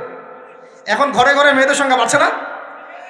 নবীজি বলেছেন শেষ জামানায় মেয়েদের সংখ্যা বাড়বে, ছেলেদের সংখ্যা কমবে। কমছে কি না ছেলেদের সংখ্যা? এখন হয়তো এভারেজ 100, 104, পরে দেখবেন আরো বেড়ে গেছে। শুধু আমেরিকার হিস্ট্রি ঘেটে দেখেন, ওখানে ছেলে মেয়ের অনুপাতটা কেমন, কমছে সব জায়গাতে, আরো সামনে কমবে। তো একজন গার্লফ্রেন্ড আপনাকে ছেলে চলে গেছে, বাস জীবনটা উৎসর্গ করে দিতে হবে তার জন্য? এখন কি ফেন্সিডিল, গাঁজা, ইয়াবা এগুলো সেবন করতে হবে? আপনাকে কে সৃষ্টি করেছেন ভাই? কি উদ্দেশ্যে? প্রথমে কি একটা বলেছে, কি উদ্দেশ্যে? আমাকে আল্লাহ পাঠিয়েছেন দুনিয়াতে নামাজ পড়তে, রোজা রাখতে, দিনের প্রচার করতে, দিনের জ্ঞান অর্জন করতে, এই তো। তা আমি একজন মেয়ের জন্য জীবন নষ্ট করে দিব কেন? আমি তাহলে আল্লাহর কাছে কি মুখ দেখাবো আর নবীর কাছে কি মুখ দেখাবো? ওখানে গিয়ে বলবো আল্লাহ আমি আমার অমুক প্রেমিকার জন্য আশেক হয়ে একদম জীবন দিয়ে দিয়েছি, আত্মহত্যা করেছি? গেছে ভাই, যাইতে দেন। যে ব্যক্তি আপনার অবস্থানকে মূল্যায়ন করে নাই সে আপনার যোগ্য ছিল না। এখন আপনি কি করবেন? নিজের অবস্থান উন্নত করেন, আপনার পিছনে লাইন ধরে ঘুরবে ইনশাআল্লাহ। এটাই বাস্তবতা। দুনিয়া খুব খারাপ জিনিস। মানুষ মানুষের অবস্থানকে মূল্যায়ন করে, মানুষ মানুষের অবস্থানকেই মূল্যায়ন করে, কিন্তু আল্লাহ রাব্বুল আলামিন আপনাকে সর্বাবস্থায় ভালোবাসেন। আলহামদুলিল্লাহ। এই যে আমরা এখন অনেক পাপ করছি না, আল্লাহ কি আমাদেরকে আযাব দিয়ে ধ্বংস করে দিয়েছেন? আল্লাহ পাক এখনো আমাদেরকে ভালোবাসেন, রহম করেন, অপেক্ষায় আল্লাহ পাক অপেক্ষা করছেন কখন তওবা করবে, আমি তওবা কবুল করব। এই কখন আমার বান্দা খালি একবার বলে আস্তাগফিরুল্লাহ, আল্লাহ পাক সাথে সাথে মাফ করে দেবেন। আর সেই আল্লাহকে ভুলে আপনি কার পিছনে ছুটছেন? আমরা কিন্তু নিয়াত করতে পারি ভাই যে আমরা যারা ওয়াজ শুনলাম জীবনে কোনোদিন সিগারেটে হাত দিব না ইনশাআল্লাহ। রাজি আছি ভাই? অন্য বড় বড় জিনিস তো বহুত দূরের কথা।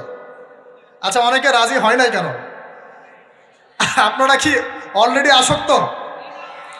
আমি অনেক ভাইকে দেখেছি মাশাআল্লাহ ইফতার খুলেই একদম বেনসন টানা শুরু করে। হ্যাঁ, এটা যে হারাম আপনাদের কেউ ওয়াজ করে শোনায় নাই? এটাকে কি মনে করেন আপনারা, হারাম না হালাল? কেউ বলেছে মাকরু, নাকি মাকরু ফতোয়া দিয়েছে? মাকরুহ শব্দের অর্থ জানেন আপনি? মাকরুহ শব্দের অর্থ কি একটু শোনেন। সূরা বনী ইসরাইল খুলবেন। কোন সূরা? সূরা বনী ইসরাইল। আল্লাহ পাক বলছেন আমি বনু ইসরাইলকে এই কাজগুলো করতে নিষেধ করেছি। কোন কোন কাজ? জেনা করো না, জেনার ধার কাছে যেও না, এতিমের মাল আত্মসাৎ করো না, শিরিক করো না ইত্যাদি। যারা আলেম আছেন তারা আমার কথা বুঝবেন। এই কাজগুলোর পরে আল্লাহ পাক বলছেন যে এই প্রত্যেকটা কাজ আল্লাহর কাছে মাকরুহ, অপছন্দের। কিসের? অপছন্দ। তাহলে এটাকে আপনি সহজ মনে করছেন? নিয়াত করি আল্লাহ পাকের সন্তুষ্টির জন্য আমরা কোনোদিনও মাদকের সাথে সম্পৃক্ত হব না ইনশাআল্লাহ। আর বিশ্বাস করেন, শুধুমাত্র মাদকদ্রব্য নিয়ন্ত্রণ অধিদপ্তর এই আইন কানুন এগুলো দিয়ে, জরিমানা দিয়ে মানুষকে মাদক ছাড়ানো যাচ্ছে না, যাবে না। কেন যাবে না এটা আপনারা খুব ভালো করেই জানেন, আমি বলতে চাচ্ছি না। অনেক সময় মাদক বিরোধী কনসার্ট করে মানুষ, মাদক বিরোধী কনসার্টে ওঠার আগে এক বোতল ডাইল খেয়ে আসে। এগুলো কি বাস্তব কথা বলছি না অবাস্তব কথা বলছি? আমাদের যুবক ভাইরা কোশ্চিন কালেও মাদকের ধার কাছে যাবেন না ইনশাআল্লাহ। একটা হাদিস খালি মনে রাখেন, একটা, এই হাদিসটা মনে রাখেন। নবী সাল্লাল্লাহু আলাইহি ওয়াসাল্লাম বলেছেন কেউ যদি মাদকদ্রব্য সেবন করে তার 40 দিনের নামাজ কবুল হবে না। সিগারেট একটা খেয়েছি, 40 দিন নামাজ নাই। এরপর যদি সে তওবা করে আল্লাহ মাফ করে দিবে। আবার যদি মাদক খায় আবার 40 দিন কবুল হবে না। যদি আবার তওবা করে আল্লাহ মাফ করে দিবে। আবারও যদি খায় আবারও 40 দিন কবুল হবে না। আবারও তওবা করলে আল্লাহ আবার মাফ করে দিবে। চতুর্থবার সে যদি মাদক খায়, আল্লাহ রসুল সাল্লাল্লাহু আলাইহি ওয়াসাল্লাম বলছেন আল্লাহ পাক কিয়ামতের মাঠে তাকে তিনাতুল খাবাল পান করাবেন। কি পান করাবেন? তিনাতুল খাবাল। সাহাবীরা বললেন ইয়া রাসূলুল্লাহ এটা কি? তিনাতুল খাবাল কি?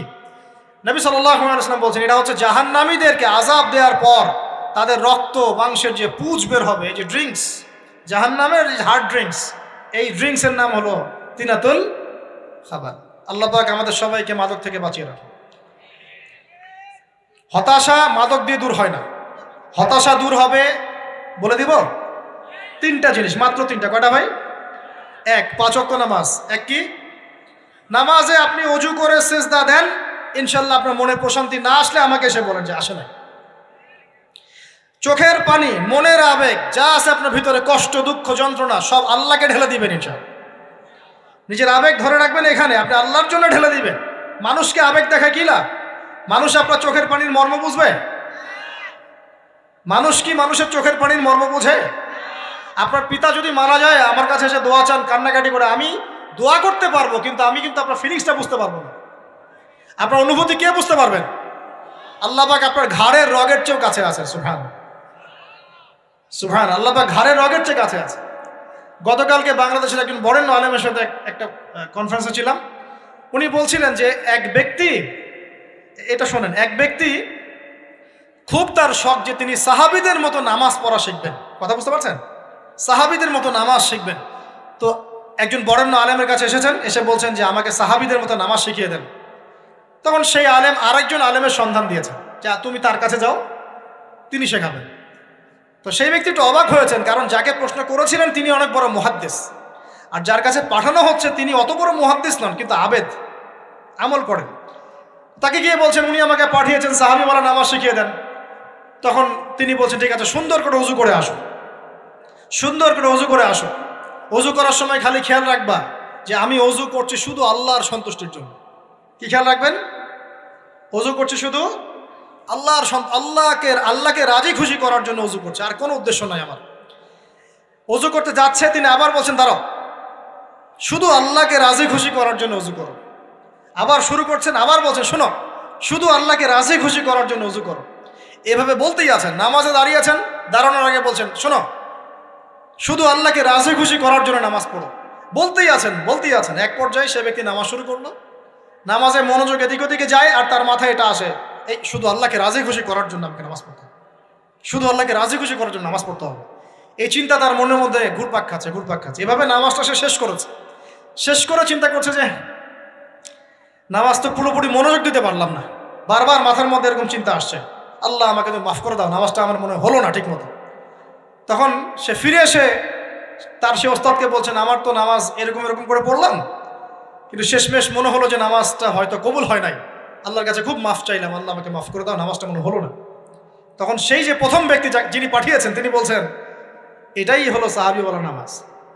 তারা আল্লাহকে রাজি খুশি করার জন্য নামাজ পড়তেন, নামাজ শেষ করে আল্লাহর কাছে ইস্তেগফার করতেন, আল্লাহ কিছুই হলো না, কিছুই হলো। আমার কথা কি বুঝতে পারছেন? অতএব আল্লাহকে রাজি খুশি করার জন্য আপনি আপনার আবেগ, আপনার ইবাদত সব ঢেলে দিবেন, অন্য কারো কাছে কিছু পাওয়ার আশা করবেন। অতএব নামাজ আপনার মাদকের দিকে যাওয়া লাগবে না, নামাজই আপনার হতাশা দূর করে দেবে ইনশাআল্লাহ। 2 নাম্বার আমল হচ্ছে কোরআন তেলাওয়াত। যে ব্যক্তি কোরআন তেলাওয়াত করতে পারে নিয়মিত, তার মনের মধ্যে এই হতাশা, এই ভীরুতা, এই কাপুরুষতা কিচ্ছু আসবে না ইনশাআল্লাহ। আমি গ্যারান্টি দিচ্ছি আপনাকে, হতাশা আসবেই না আপনার মনে যদি আপনি কোরআন বুঝতে পারেন। কোরআনের একটা আয়াত নিয়ে কোনো সময় দেখা যায় 2-3 ঘন্টা সময় পার হয়ে যাচ্ছে, আয়াতটা ছেড়ে সামনে যেতে পারছি না। কোরআনের ভিতরে ঢুকলে আপনি দুনিয়ায় ভুলে যাবেন কি হচ্ছে আশপাশে। আমি এমন অনেক আলেমকে দেখেছি যে একটা বই, পাতলা একটা বই, আরবি বই নিয়ে পড়া শুরু করেছেন, ওই যে ফজরের পরে জোহরের ওয়াক্ত হয়ে যাচ্ছে, বইটাই শেষ করতে পারেননি। বুঝতে পারবেন? যখন আপনি ইলমের ভিতরে ঢুকে যাবেন, কোরআনের ভিতরে, হাদিসের ভিতরে, আপনার দুনিয়ার খেয়ালই নাই। একজন আলেম তিনি এক রাত্রে একটা বই লিখেছিলেন, চটি বই, এক রাত্রের মধ্যে। বলা হচ্ছে তার সম্পর্কে বলা হচ্ছে যে রাতের খাবার তাকে দেয়া হয়েছে যে আপনি এটা খেয়ে নেন। তো যে খাবারটা পাশেই আছে, খাবারটা খাবো, এটা লিখে খাবারটা খাবো, এরকম তার চিন্তা ছিল। ফজর হয়ে গেছে, বই লিখাও শেষ, খাবার এই অবস্থায় পড়ে আছে, ডুবে গেছেন ভিতরে, খাওয়ার মাথায় তার খেয়াল নাই। এরকম হয়। একজন মনীষী, বিখ্যাত মনীষী, রিয়াদুস সালেহীন কিতাবের রাইটার, সংকলক আল্লামা নববী রাহিমাহুল্লাহ, এরকম সারা রাত চলে গেছে, পাশে 2টা খেজুর, ওই 2টা খেজুর খাওয়ারই সময় পান। হাদিস নিয়ে গবেষণা করতে রাত পার হয়ে গেছে। আমি বলতে চাচ্ছি যখন ইলমের ভিতরে, কোরআন হাদিসের ভিতরে ঢুকে যাবেন, আপনার দুনিয়ার খেয়াল আপনার চলে যাবে ইনশাআল্লাহ। এই টেনশন, হতাশা, এই সেই বাদ, তখনই আল্লাহ পাক আপনাকে তার পক্ষ থেকে রহমত দিবেন, বরকত দিবেন, আল্লাহ আপনার দুনিয়ার কাজগুলো করে দিবেন ইনশাআল্লাহ। তখন দেখবেন কেউ আপনার দুনিয়ার ওই কাজটা করে দিয়েছে, কেউ ওই কাজটা করে দিয়েছে, কেউ বাসায় খাবার পাঠিয়ে দিয়েছে, আল্লাহ পাকই এগুলো করাই দিবেন ইনশাআল্লাহ। তো প্রিয় ভাইরা, মাদকে যাব না আল্লাহর কাছে আসবো? 2 নাম্বার কোরআন তেলাওয়াত, 3 নাম্বার আল্লাহর জিকির। 3 নাম্বার কি ভাই? আল্লাহর জিকির। চলতে ফিরতে সব সময় মুখ চলতে থাকবে, মুখ না চললেও মনে মনে মন তাজা থাকবে, মনে মনে জিকির হতে থাকবে। মনে মনে জিকির করতে পারেন? মুখ নড়বে না, কিন্তু মনে মনে আপনার একটা জিকির হতে থাকবে, সুবহানাল্লাহ বা আলহামদুলিল্লাহ, লা ইলাহা ইল্লাল্লাহ, আল্লাহু আকবার। পারা যাবে?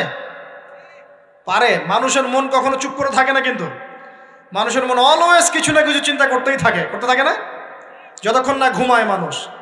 তো প্রিয় ভাইরা, বেশি বেশি জিকির করবো, সুবহানাল্লাহ, আলহামদুলিল্লাহ, লা ইলাহা ইল্লাল্লাহ, আল্লাহু আকবার, লা হাওলা ওয়ালা কুওয়াতা ইল্লা বিল্লাহ, এগুলো চলতে থাকবে। আল্লাহ পাক তৌফিক দান করুন। আমরা আমাদের সমাজে যুবকদেরকে এরকম টিকটকে দেখছি, অনলাইনে আসক্ত দেখছি, জেনায় আসক্ত দেখছি, পর্নোগ্রাফিতে আসক্ত দেখছি। আমরা দেখছি আমাদের যুব সমাজকে মাদকে আসক্ত, কিশোর গ্যাংয়ে আসক্ত। এইগুলো কি আমাদের কাম্য ছিল ভাই? আমাদের কাম্য ছিল? এই অবস্থায় কি যুব সমাজ আল্লাহ পাকের দ্বীনের পতাকা হাতে নিয়ে আল্লাহর জমিনে দিন কায়েম করতে পারবে কি না একটু আমাকে উত্তর দেন দেখি। এখন এই অবস্থায় পারবে? অতএব অবস্থার উন্নতি করতে হবে কিনা? উন্নতির জন্য রাজি আছি কিনা ইনশাআল্লাহ?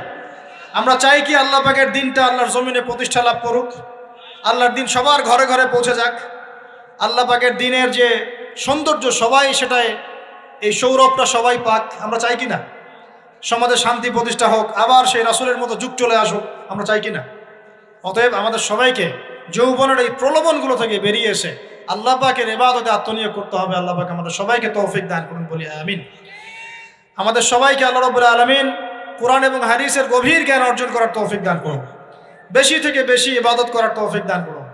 আল্লাহ পাক সবাইকে হারাম সমস্ত রিজিক থেকে বাঁচিয়ে রাখুন, জেনা, ব্যভিচার এবং নারীর ফিতনা, মাদক থেকে আল্লাহ বাঁচিয়ে রাখুন। আল্লাহ পাক আমাদের সবাইকে হালাল রিজিক, হালাল সম্পর্ক যথেষ্ট করে দিন। আল্লাহ পাক আমাদের সবাইকে যেন দিনের দাওয়াতের মেহনত করার তৌফিক দান করেন এবং আলেম ওলামার সাথে পরামর্শ করে দিন শেখার এবং বোঝার তৌফিক দান করেন।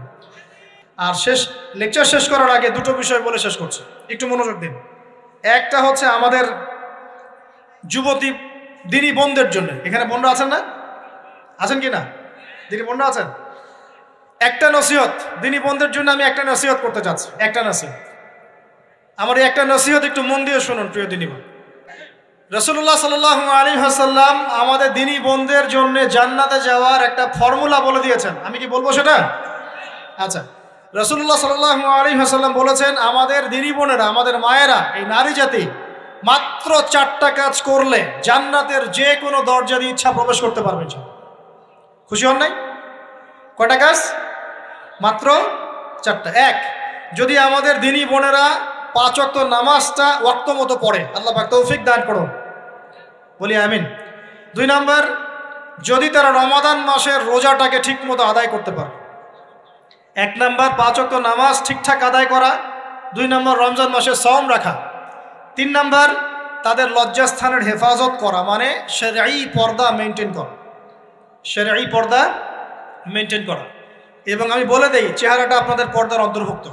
এটা নিয়ে অনেক বাকবিতণ্ডা হয় না সমাজে, চেহারা দেখানো যাবে কি যাবে না ইত্যাদি। চেহারা আপনার পর্দার অন্তর্ভুক্ত বিষয়, ফুল স্টপ। এর উপরে ফতোয়া অনেকভাবে দিচ্ছে, কিন্তু বরেণ্য উলামায়ে কেরামের কিতাবগুলো ঘাটাঘাটি করেন, তাদের ফতোয়া হচ্ছে চেহারা আপনার পর্দার অন্তর্ভুক্ত বিষয়, চেহারা ঢেকে রাখবেন, আল্লাহ পাক তৌফিক দান করুন। চোখ থাকবে খোলা, ঠিক আছে। 4 নাম্বার, স্বামীর আনুগত্য করতে হবে। স্বামীর আনুগত্য, এই যে আনুগত্য শব্দ শুনলেই মানুষের একটা মানে নেগেটিভ ধারণা তৈরি হতে পারে। স্বামীর আনুগত্য মানে কি আমি তার দাসত্ব করব? আনুগত্য মানে, প্রিয় দিনী বোন, আনুগত্য মানে দাসত্ব নয়। আনুগত্য মানে কোরআন সুন্নাহর যে বিধানগুলো আপনার স্বামী আপনাকে পালন করতে বলবে, আপনি সেগুলো করবেন, আপনি করতে বাধ্য। কিন্তু স্বামী যদি কোরআন সুন্নাহর বাইরে কিছু করতে বলে, সেটা মানতে আপনি বাধ্য নন। স্বামী যদি আপনাকে বলে যে সুদ খাও, এই যে সুদী এনজিওতে আসো, নাম লেখাও। স্বামী যদি আপনাকে বলে যে আসো বেপর্দায় বাইরে যাই, সাজুগুজু করে বের হও, চলো ঘুরে আসে বেপর্দায়। স্বামী যদি বলে দেবরকে একটু খাবারটা দিয়ে আসো, আমার অফিসের কলিগ আসছে, খাবার পরিবেশন করো, আসো ডাইনিংয়ে আসো, এই যে হারাম কাজ, বেপর্দার আদেশ করছে, সুদের আদেশ করছে, আপনি সেগুলো পালন করবেন। কিন্তু হালাল বৈধ যে কোনো বিষয় আপনি স্বামীর আনুগত্য করবেন, এটা আপনার উপর ফরজ। এই 4টা কাজ যদি আপনি করতে পারেন, জান্নাতের যে কোনো দরজা দিয়ে ইচ্ছা আপনি প্রবেশ করতে পারবেন ইনশাআল্লাহ। আল্লাহ পাক আমাদের দিনী বোনদেরকে এই 4টা কাজ করার তৌফিক দান করুন। আমাদের সবাইকে আল্লাহ পাক জান্নাতের জন্য কবুল করুন, বলি আমিন। আর একটা বিষয় বলতে চাচ্ছিলাম, সেটা হলো ওই যে প্রথমে বলেছি যে সূরা ইউসুফের সেই সমাধানটা বলবো কি না? আচ্ছা, সূরা ইউসুফটা ইনশাআল্লাহ আমি আরেকদিন পুরো সূরাটা সংক্ষিপ্ত করে আলোচনা করব ইনশাআল্লাহ। যদিও একটা লেকচারে সম্ভব হবে বলে মনে হচ্ছে না আমার কাছে, 2টা বা 3টা লেকচারে নিয়ে আসবো ইনশাআল্লাহ। তবে আজকে একটা চিস্ট খালি বলছি। ইউসুফ আলাইহিস সালামের জীবনটা খুবই ট্র্যাজেডিপূর্ণ। নবীর পরিবার থেকে ভাইদের শত্রুতায় ওই যে কূপে চলে গেলেন, কূপ থেকে চলে আসলেন মিশরের বাজারে, সেখান থেকে বিক্রি করে দেওয়া হলো তাকে, রাজা তাকে কিনে নিলেন, তারপরে সেখানে তিনি বড় হতে লাগলেন রাজপ্রাসাদে। তারপরে ওই যে রাজার কি স্ত্রী তাকে জেনার জন্য আহ্বান করেছিল, সেখান থেকে তিনি জেলখানায় চলে গেলেন, আবার জেলখানা থেকে আবার মিশরের খাদ্য মন্ত্রণালয়ের দায়িত্ব পেলেন, তারপরে তিনি মিশরের শাসকের দায়িত্ব পেয়ে গেছেন, তাই তো? আচ্ছা, এর মধ্যে একটা জায়গা খালি বলবো আজকে আপনাদের। টপিকটা কি দিবা তোমরা? টপিকটা হচ্ছে চলমান বৈশ্বিক অর্থনৈতিক সংকটে ইউসুফ আলাইহিস সালামের সমাধান। মনে থাকবে? চলমান এই বৈশ্বিক অর্থনৈতিক সংকটে ইউসুফ আলাইহিস সালামের সমাধান কি ছিল? ইউসুফ আলাইহিস সালাম জেলখানায়। কোথায় বলেন তো? জেলখানায়। তখন দুজন ব্যক্তি তাকে বলছে, ইউসুফ, আমরা দুজন দুটো স্বপ্ন দেখেছি, তুমি কি স্বপ্নের ব্যাখ্যা দিতে পারবে? আমরা তোমাকে সত্যবাদী বলে মনে করি। ইউসুফ আলাইহিস সালাম বলছেন, খাবার আসার আগেই তোমাদেরকে স্বপ্নের ব্যাখ্যা দিয়ে দেব। একজন বলছে, আমি দেখলাম আমার মাথায় রুটি রাখা আছে আর পাখি এসে রুটির থেকে খেয়ে ফেলছে। আমার কথা বুঝতে পারছেন কিনা ভাই? আচ্ছা, দুই নাম্বার, দ্বিতীয় ব্যক্তি বলছে, আমি দেখলাম আমি শরাব পান করাচ্ছি আমার মনিবকে। কথা বুঝতে পারছেন? এখন ইউসুফ আলাইহিস সালাম বলছেন, তুমি যে শরাব পান করাচ্ছ মনিবকে, তোমাকে অতি সত্বর মুক্তি দেওয়া হবে ইনশাআল্লাহ। আর যার মাথার উপর থেকে রুটি খেয়ে নেওয়া হচ্ছে তাকে শুলদণ্ড দেওয়া হবে, মৃত্যুদণ্ড দেওয়া হবে। কি বললেন? একজনকে দেওয়া হবে মৃত্যুদণ্ড, একজন কি হবে? ছাড়া পাবে। আর যাকে মনে হলো যে এই ছাড়া পাবে, ইউসুফ আলাইহিস সালাম বললেন, তুমি যখন ছাড়া পাবে তোমার মনিবের কাছে, মালিকের কাছে আমার কথা বলো, আমার কথা আলোচনা করো। কিন্তু শয়তান তাকে ভুলিয়ে দিল, সে আর কথা বলতে পারল। আরো কয়েক বছর চলে গেল, ইউসুফ আলাইহিস সালাম তখনও জেলেই আছে। একদিন এই রাজা স্বপ্ন দেখলেন। কি স্বপ্ন দেখলেন? যে 7টা পাতলা পাতলা গাভী, মোটা মোটা 7টা গাভীকে খেয়ে ফেলছে। 7টা কি গাভী? জীর্ণ শীর্ণ গাভী 7টা মোটা তাজা গাভীকে খেয়ে ফেলছে। আর দেখলেন 7টা সবুজ শীষ। শীষ বোঝেন কিনা? এ ধানের শীষ না, আবার সবুজ শীষ। আর দেখছেন এই যে শীষ মরে গেলে যেমন দেখায় না একটা রং, এরকম শীষ। তো এখন রাজা খুব চিন্তিত হয়ে পড়লেন যে আসলে এই স্বপ্নের কি ব্যাখ্যা। তিনি সবাইকে ডেকে বললেন, স্বপ্নের ব্যাখ্যা কি তোমরা জানো? তখন রাজ্য পরিষদের এই যে এমপি মন্ত্রী যারা আছে তারা বলছে, না, এটা কি স্বপ্ন, আহলাম, এটা একটা বাজে স্বপ্ন, উদ্ভট স্বপ্ন, আমরা এটার মানে জানি না। আমরা হলো তাই তো বলতাম নাকি ভাই? কিন্তু ওই ব্যক্তি স্মরণ হয়ে গেল যে ছাড়া পেয়েছে, আরে ইউসুফ তো স্বপ্নের ব্যাখ্যা দিতে পারে। দৌড়ে গেলেন তিনি জেলখানায়। ইউসুফ, আইয়ুহা সিদ্দিক, হে সত্যবাদী নবী ইউসুফ, আমাকে কি এই স্বপ্নের ব্যাখ্যা বলতে পারবেন? 7টা জীর্ণ শীর্ণ গাভী 7টা মোটা তাজা গাভীকে খেয়ে ফেলছে। ইউসুফ আলাইহিস সালাম এই স্বপ্ন শুনে বললেন, ইউসুফ আলাইহিস সালাম শুধু স্বপ্নের ব্যাখ্যাই দিলেন না, বরং এই স্বপ্ন যে সত্য এটা তিনি বিশ্বাসও করলেন। এই স্বপ্ন একটা সমস্যাকে নির্দেশ করছে এটাও বুঝে ফেললেন। এই সমস্যার সমাধানও তিনি দিয়ে দিলেন। বলেন সুবহানাল্লাহ। আমার কথা বলছেন, ইউসুফ আলাইহিস সালাম স্বপ্নের ব্যাখ্যা দিচ্ছেন না, বরং স্বপ্নটা যে সত্য তিনি মেনে নিচ্ছেন এবং এই স্বপ্নের ফলে একটা সামনে খারাপ সময় আসতে যাচ্ছে এটা তিনি বিশ্বাস করছেন এবং এর সমাধান তিনি জাতিকে দিচ্ছেন। ইউসুফ আলাইহিস সালাম বলছেন, তোমাদের সামনে 7 বছর দুর্ভিক্ষ হবে। কি হবে বলেন? 7 বছর। সারা বিশ্বের অর্থনৈতিক প্রেক্ষাপট একটু বিবেচনা করেন তো, যে আমরা একটা খারাপ সময়ের দিকে যাচ্ছি না আস্তে আস্তে, এবং নীরব একটা দুর্ভিক্ষ সারা ওয়ার্ল্ডে চলছে না? করোনার সময় ছিল, ওই সময় একটা সমস্যা ছিল, ইউক্রেন রাশিয়ার ইস্যু ছিল, আরও অনেক ইস্যু আছে, শুধু এগুলো ইস্যু নয়। অপচয় ইস্যু আছে, দুর্নীতি ইস্যু আছে, জুলুম আছে, তারপরে যে পারমাণবিক ক্ষেত্রগুলো আছে, বড় বড় পরাশক্তিদের চাপ আছে, অনেক ব্যাপার আছে, রিজার্ভ কমে যাওয়া, অনেক বিষয় আছে। সারা বিশ্ব একটা অর্থনৈতিক মন্দা দেখছে কিনা? ইউসুফ আলাইহিস সালাম বললেন, 7 বছর তোমাদের এখানে প্রচুর ফসল ফলবে। এটা 7টা সবুজ শীষ, প্রচুর ফসল ফলবে তোমাদের এই অঞ্চলের মধ্যে। তোমরা একটা কাজ করো, তোমরা ওই 7 বছরের ফসলের যতটুকু অংশ তোমাদের না খেলে নয়, অতটুকু দিয়ে তোমরা তোমাদের জনগণের চাহিদা পূরণ করো, আর বেশি অংশটাকে রিজার্ভ করে রেখে দিও। আমার কথা বুঝতে পারছেন? ইউসুফ আলাইহিস সালাম বলছেন না যে স্বপ্নটা সত্য, তিনি সমাধান দিচ্ছেন উল্টা। এটা তো হবে সামনে, স্বপ্ন সত্য মিথ্যা তো দূরের কথা, এটা সামনে হতে যাচ্ছে। 7 বছর তোমরা প্রচুর ফসল ফলাবে, এই ফসলের একটা বড় অংশ রিজার্ভ করে রেখে দিও, আর বাকি অংশটা দিয়ে তোমরা জনগণের চাহিদা পূরণ করো। মানে অপচয় করা যাবে না, যাবে কোনো সম্পদ অপচয় করা যাবে না। এরপর তোমাদের সামনে আসবে 7টা বছর দুর্ভিক্ষের বছর, আকাশ বৃষ্টি বন্ধ করে দেবে। আকাশ কি করবে? বৃষ্টি বন্ধ করে দেবে। তার মানে ওই 7 বছর আমরা কিভাবে চলবো তাহলে? এই যে রিজার্ভ করেছি, এই রিজার্ভ বা সঞ্চিত সম্পদ দিয়ে আমরা 7 বছর চলবো। এরপরে আল্লাহ রাব্বুল আলামিন 8ম বছরে আকাশ থেকে বৃষ্টি বর্ষণ করবেন, আবার ফসল ফলবে। কথা কি বুঝতে পারছেন? এই ব্যাখ্যা অন্যরা দিতে পারলো না, ইউসুফ আলাইহিস সালাম দিতে পারলেন। এই ব্যক্তি দৌড়ে গিয়ে রাজাকে বলল, এই হলো স্বপ্নের ব্যাখ্যা। রাজা ইউসুফ এই স্বপ্নের ব্যাখ্যা দিয়েছেন। রাজা কত বিচক্ষণ ছিলেন, রাজা সত্য মিথ্যা চিনতেন। তিনি বুঝতেন যে আসলেই সত্য কাকে বলে, মিথ্যা কাকে বলে। এই আমার এমপি মন্ত্রীরা শোনো, তোমরা কেউ সমাধান দিতে পারো নাই, ইউসুফ সমাধান দিয়েছে। ইউসুফকে আমার কাছে নিয়ে আসো, আমি তাকে আমার কাছে নিকটে আসন দিব, বলেন সুবহানাল্লাহ। এবার ইউসুফ আলাইহিস সালামকে ডেকে তিনি সম্মানিত করলেন। সম্মানিত করে বললেন যে কোন দায়িত্ব দিলে তুমি আমাদের এই রাজ্যটাকে বাঁচাতে পারবে এই দুর্ভিক্ষের হাত থেকে। ইউসুফ আলাইহিস সালাম নিজে বলছেন, আমি হচ্ছে বিশ্বস্ত মানুষ, আমি হচ্ছি রজুলুন আমিন, আমি বিশ্বস্ত এবং আমি আস্থাভাজন। আমাকে আপনি খাদ্য মন্ত্রণালয়ের দায়িত্ব দেন, ইনশাআল্লাহ আমি এই প্রবলেমগুলো সলভ করবো ইনশাআল্লাহ।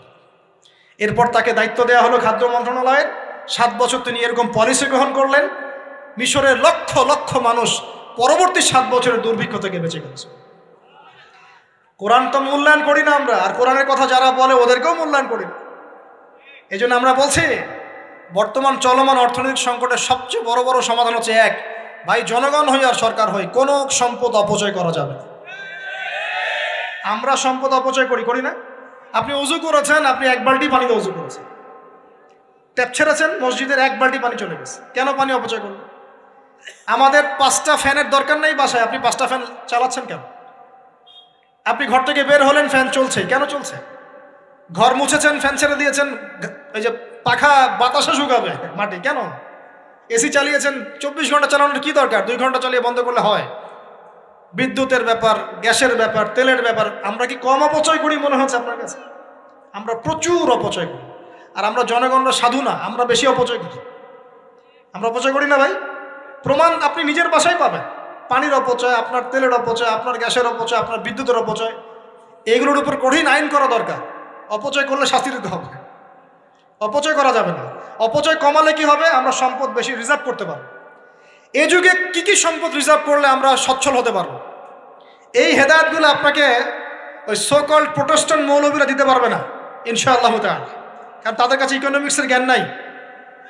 এই যুগে যদি আমরা গ্যাস রিজার্ভ করতে পারতাম, তেল রিজার্ভ করতে পারতাম, গোল্ড রিজার্ভ করতে পারতাম, সিলভার রিজার্ভ করতে পারতাম, এবং যে কারেন্সি সারা ওয়ার্ল্ড ওয়াইড চলছে এখন, এগুলোকে রিজার্ভ করতে পারতাম, এবং জনগণের যতটুকুতে প্রয়োজন এতটুকু সাপ্লাই করে বাকিটা রিজার্ভ করে রাখতে পারতাম, আসন্ন সময়ে এটা দিয়ে আমরা বৈশ্বিক সংকট মোকাবেলা করতে পারতাম। আমার কথা রাগ করলেন? আমি কি কারো শত্রু? কোন দলের লোক? আমি আপনাদের জাতির একজন, আপনাদেরই ভাই, আপনার শুভাকাঙ্ক্ষী, এবং আপনি আর আমরা ভাইয়ের মতো। কিসের মতো? নিজের ভাইয়ের মতো। আপনার গায়ে আঘাত লাগলে আমি কষ্ট পাবো, আপনাকে কে গালি দিলে আমি কষ্ট পাবো। আমাদের জনগণের ক্ষতি হলে আমাদের বুক কাঁদবে না? জনগণের ক্ষতি হলে, দুঃখ দুর্দশা হলে আমাদের বুক কাঁদা উচিত, উচিত কি না? আমাদের সবাইকেই যার যার দায়িত্ব পালন করতে হবে। আমরাও অপচয় বন্ধ করে দেবো ইনশাআল্লাহ তাআলা। রাজি আছি ইনশাআল্লাহ? যত বাকি বকেয়া সব আছে সব পরিশোধ করার চেষ্টা করবো ইনশাআল্লাহ। আমরা সরকারি সম্পদ অন্যায়ভাবে আত্মসাৎ করব না, এবং আমরা আমাদের সমাজে যত দুর্নীতি আছে এটা বন্ধ করতে হবে, যত প্রকার দুর্নীতি আছে বন্ধ করতে হবে, যত কালো টাকা আছে সাদা করতে হবে, এবং সাস্টেইনেবল অ্যাসেটগুলোকে রিজার্ভ করতে হবে। তাহলে আগামীতে বিশ্ব ডুবে যায়, যাক, বাংলার মাটি ডুববে না ইনশাআল্লাহ। ইউসুফ আলাইহিস সালাম এই হেদায়েত আমাদেরকে দিয়ে গেছেন, কোরআনের মাধ্যমে আল্লাহ এই হেদায়েত আমাদেরকে দিয়ে গেছেন। আল্লাহ পাক আমাদের সবাইকে কোরআন বোঝার তৌফিক দান করুন।